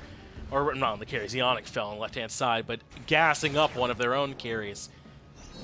As LG can't seem to find their footing here in this early game, Sanfrecit with the Cobra's Kiss does put Joshy into the wall, but he manages to avoid getting hit by the Time Rift, and Lasbra's rotating over the 2 low-health, low-mana targets. Lasbra gets the first kill, Volcanic Lightning closing the gap, but Zapman's so fast on this Chronos. Lasbra can't keep up the chase in the tier 1, and Zapman skirts away again. This dude's got 9 lives. It's not the first time we've seen Zapman skirt out of danger. Lasbra, though, gonna get punished for that overextension, chasing Zap all the way to his tower line means that SK has ample time to rotate in. Eonic, though, looking to respond with a good speed buff invade, and this is very much needed for Luminosity to find something out of nothing. This is why SMITE's so awesome, man. It's all so interconnected. I mean, Paul has had pressure on Snoopy all game long, as Eonic is going to die here for this, with Ganesh rotating in as well. No way for this guy to make it out of here. But because they've had that pressure on Snoopy all game long, of course, Paul has the lane clear advantage and can afford to rotate over alongside Neil to punish the Lasbra stepping forward in the left lane. And it just comes back to the fact that they've got this Ullr for pressure in mid. A lot of smart decisions being made as well. Zapman certainly made himself look appealing. Oh, yeah. I cannot take that away. Some smart body blocks as well out of Sam to prevent Zap from getting hit by that Chernobog 3 auto stack. And now Zap is definitely a force to be reckoned with, has that Pythex online along with the CDR boots, and a little bit of an interesting switch up. It's got that Mage, or Hunter's Blessing, excuse me. Yeah, as the start here for him. We have seen, some Mage's Blessing here in this slot as Belair is under at least some siege on this right-hand side. Knock-up is there, a little bit of damage coming from the Jormungandr as well, and Lasbra gets another pick on the Belair in the short lane, much needed. And the timing has been good. Every time he's ganked, there hasn't really been farm to lose on the left-hand side. Minus Sanfrecit finding the occasional back harpy camp or two, but comparing that to a pick on Belair, who's been having such a fantastic set performance in this one, I can't blame Luminosity for looking to punish Belair any chance they can, but There's now... some farm to lose. Gold Fury, not a chance to stay standing, and you're right, Finch. As worthwhile as it is to kill Belair, you've got to make sure to have all your bases covered when dealing with SK, and that's been the problem so far for Luminosity. They get 2 steps, but they don't get all 3 in the process. Eonic blinked 9 turns Blessing, does get the beads out from Paul, and Lasbra was nearby with the blink ready. It's Sanfrecit who blinks in and can't find anything onto Lasbra, so SK fall back. But yes, losing the Gold Fury does hurt, but I think it's worth noting Snoopy has caught up some in this matchup here in the middle lane where he was really struggling. Maybe they have to go up the Gold Fury so Snoopy can get some, some mid farm to himself.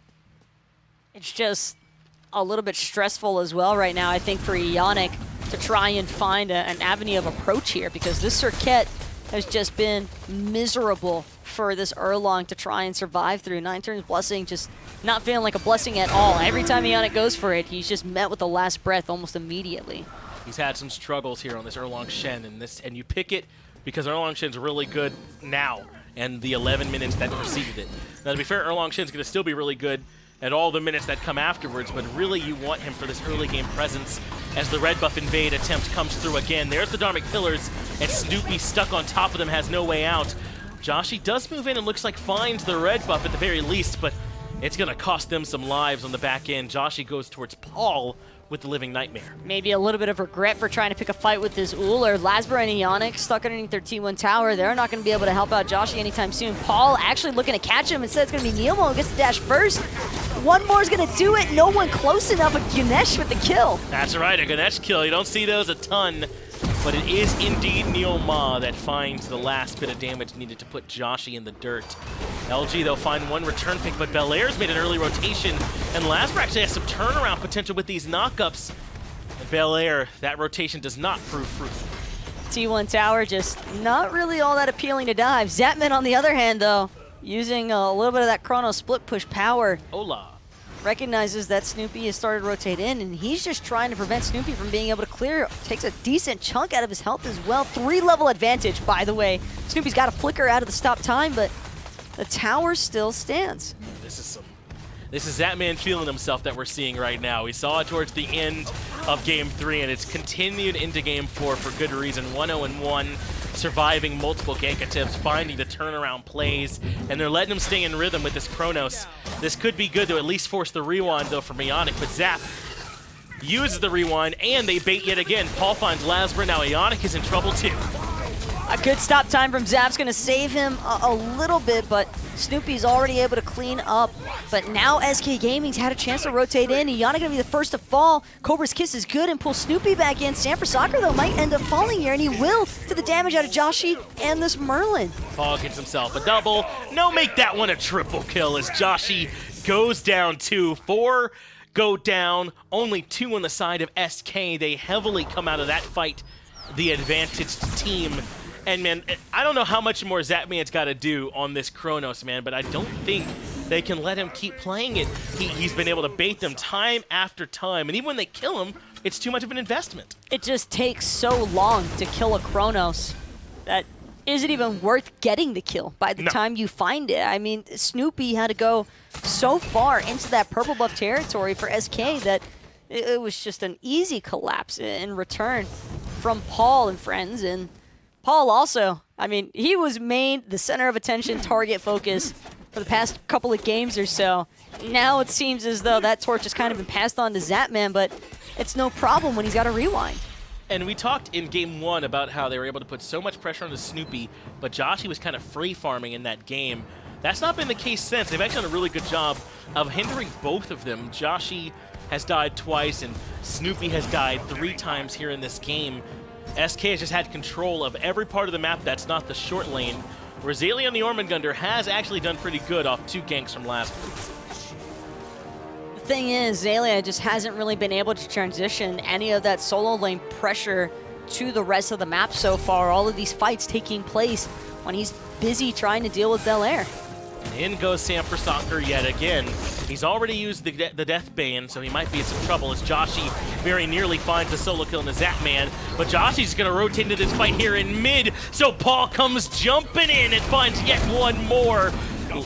Volcanic Lightning doesn't get it done. Belair takes him down for a double yet again, out-rotating Xaliea even on the Ormungandr. SK have been in full control. And it's just perfect. I don't think Belair could have asked for a better team fight to finally participate in. Xaliea will manage to make his way over, but he knows he's dead before the World Serpent even has a chance to finish going off. And with that deicide now in full effect, SK just going to take down the Primal Fury and bring this set one step closer to being over. SK are starting to show us here now some of those edges that LG need to work on, and it's easy to get excited about a team that struggled mightily in Phase 1, couldn't find any wins, and have looked so much better after their changes in the middle of the season. But SK, a team that's plenty strong in their own right, showing where some of those cracks are. LG have struggled to rotate with SK. They've lost some of their 1v1s. They've overcommitted to fights. These are all some things that LG now have plenty of tape on to go back and correct. And I really want to reiterate on the fact that this is just SK doing what Luminosity have been doing, except better, because both of these teams are finding strong picks. It's just SK's also getting the objectives after the fact. Dharmic Pillar is also going to be forced out, caught right on the side of it. Eonic just ripped apart. Snoopy will fall as well. Eonic, or rather Neilma, has played so well this set on the Ganesh, man. And I said it back in the last game, but it bears repeating. These Dharmic Pillar placements have been absolutely nutty. Pyromancer added to the list, and why not head right towards the Fire Giant. Lasbra gets caught by Paul and Belair. They blow him up too. I don't know if Xaliea can steal this one, but he's going to have to give it his best try. They won't be able to fight into a team if they get this. Crispy ass X-Stun coming out of Paul. Xaliea going to use this World Serpent. This time manages to get it off, but Zap's having no issues whatsoever holding the aggro of this Fire Giant. Lasbra, Snoopy, still not respawned. The other 2 members from Luminosity nowhere to be found. Even if they were, in the general vicinity of that FG have a feeling that maybe looking a whole lot like Xaliea right now as he just continues to get run down by Belair. This set is off on a rampage right now, Finch. Wow, Belair just walks him down. The tier 1 tower in mid is traded for the tier 1 tower on the left. SK find a tier 1, it looks like, in the short lane as well, and will continue to threaten them on that side of the map. And LG don't know where to go for air at this point. They're starting to drown under this pressure from SK Gaming. Lasbra does rotate over to at least collect some of this farm, but the damage already done. This is definitely a sinking ship in the process. Lasbra gonna stop Zapman's back, but actually it might work out for the best because Zapman not gonna get a chance to rewind. Joshy gonna kill him. 2 members already lost that fire giant buff.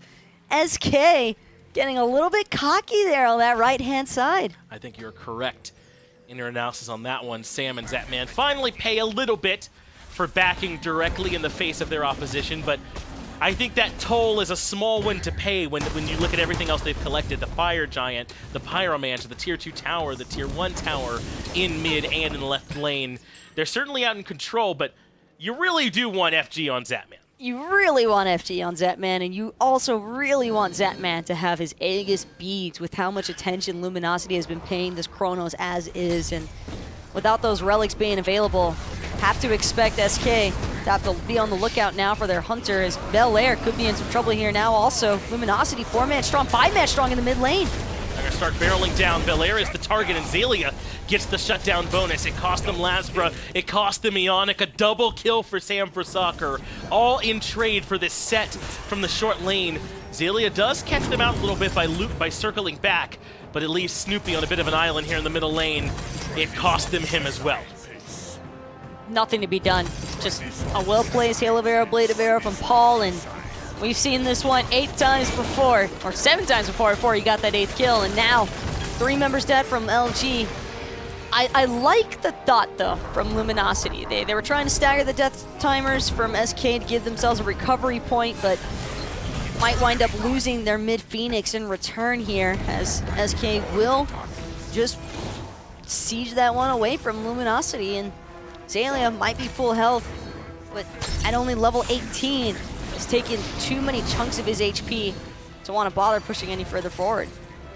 Joshy lost beads in the last exchange as well, as Paul finds another axe. Neil with the Atomic Pillars, and suddenly Xaliea is boxed in. That's going to be a nice kill for Sam for Soccer, though. Joshy does a good job pushing in the autos to at least get the trade. Paul Divine, 9-0-9 on the Ullr at this point. And without a mid-Phoenix to worry about, Belair can keep holding W. Snoopy slowed and running out of ways to escape. Joshy falls on the right-hand side, as that's now 10 for Paul. 10-0-9 on the Ullr. And they're going to move into the Titan room at this point. We're only 20 minutes in to the game, but they're so far out in front that I don't know if LG can hold on. Immortal now for Paul as he finds his 11th kill. Titan at half HP. Titan below a quarter HP. Eonic falls as well, a double, as 12 kills for Paul in the game. SK shut it down. The only reason he didn't get a godlike is because there's nobody left for Paul to tear apart there. Goodness. That Ullr pop-off, disgusting, and a friendly reminder as to why you don't want to ever see Paul on Ullr in the mid lane. This game was bad from the start, though, man. Remember the start that Paul had in the middle lane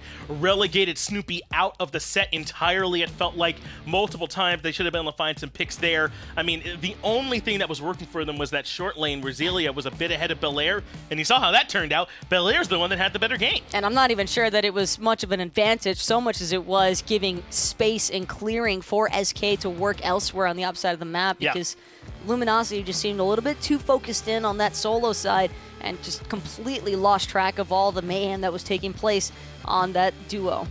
SK come out on this one 3-1.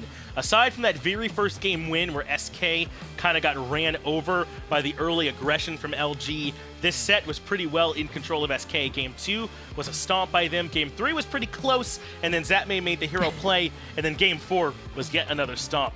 SK looking strong. And I don't think it was really a tilt factor coming into play here. Sure. I think that this was just SK kind of warming up as the set went along and just seeming to figure out Luminosity a little bit better than some of the other teams that have played against LG so far. It does seem that that was the case, that they had a pretty good read on what was going on there with that squad, but in the end, it was indeed SK who come out on top 3-1. We're going to let the analysts at the desk, though, break it down for us. Let's get it back to them.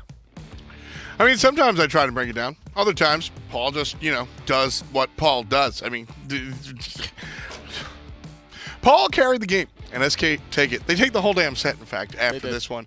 Anatoly, this one was a lot of fun to watch. It really was. We predicted that the Ullr was going to go in Paul's hands, and even though he was just one basic attack shy in 2 different instances in that early game from finding the kills, those technical kills, gave him the experience lead, gave them the mid pressure to be the lane bully. I mean, just look at his scoreline. Like, that's obnoxious. This is ranked Paul. 12-0-9. Hey, man, so this is the Paul that everybody was expecting. I know we have a lot of fans that only watch the Pro League, but the Minor League and the Console Leagues on Tuesday and Monday, respectively, are a hell of a lot of fun to watch. And what Paul made a name for himself on was just being better than everybody. Obviously, we watch him miss the axe, but he hits everything else. He does this on this character in Hebo.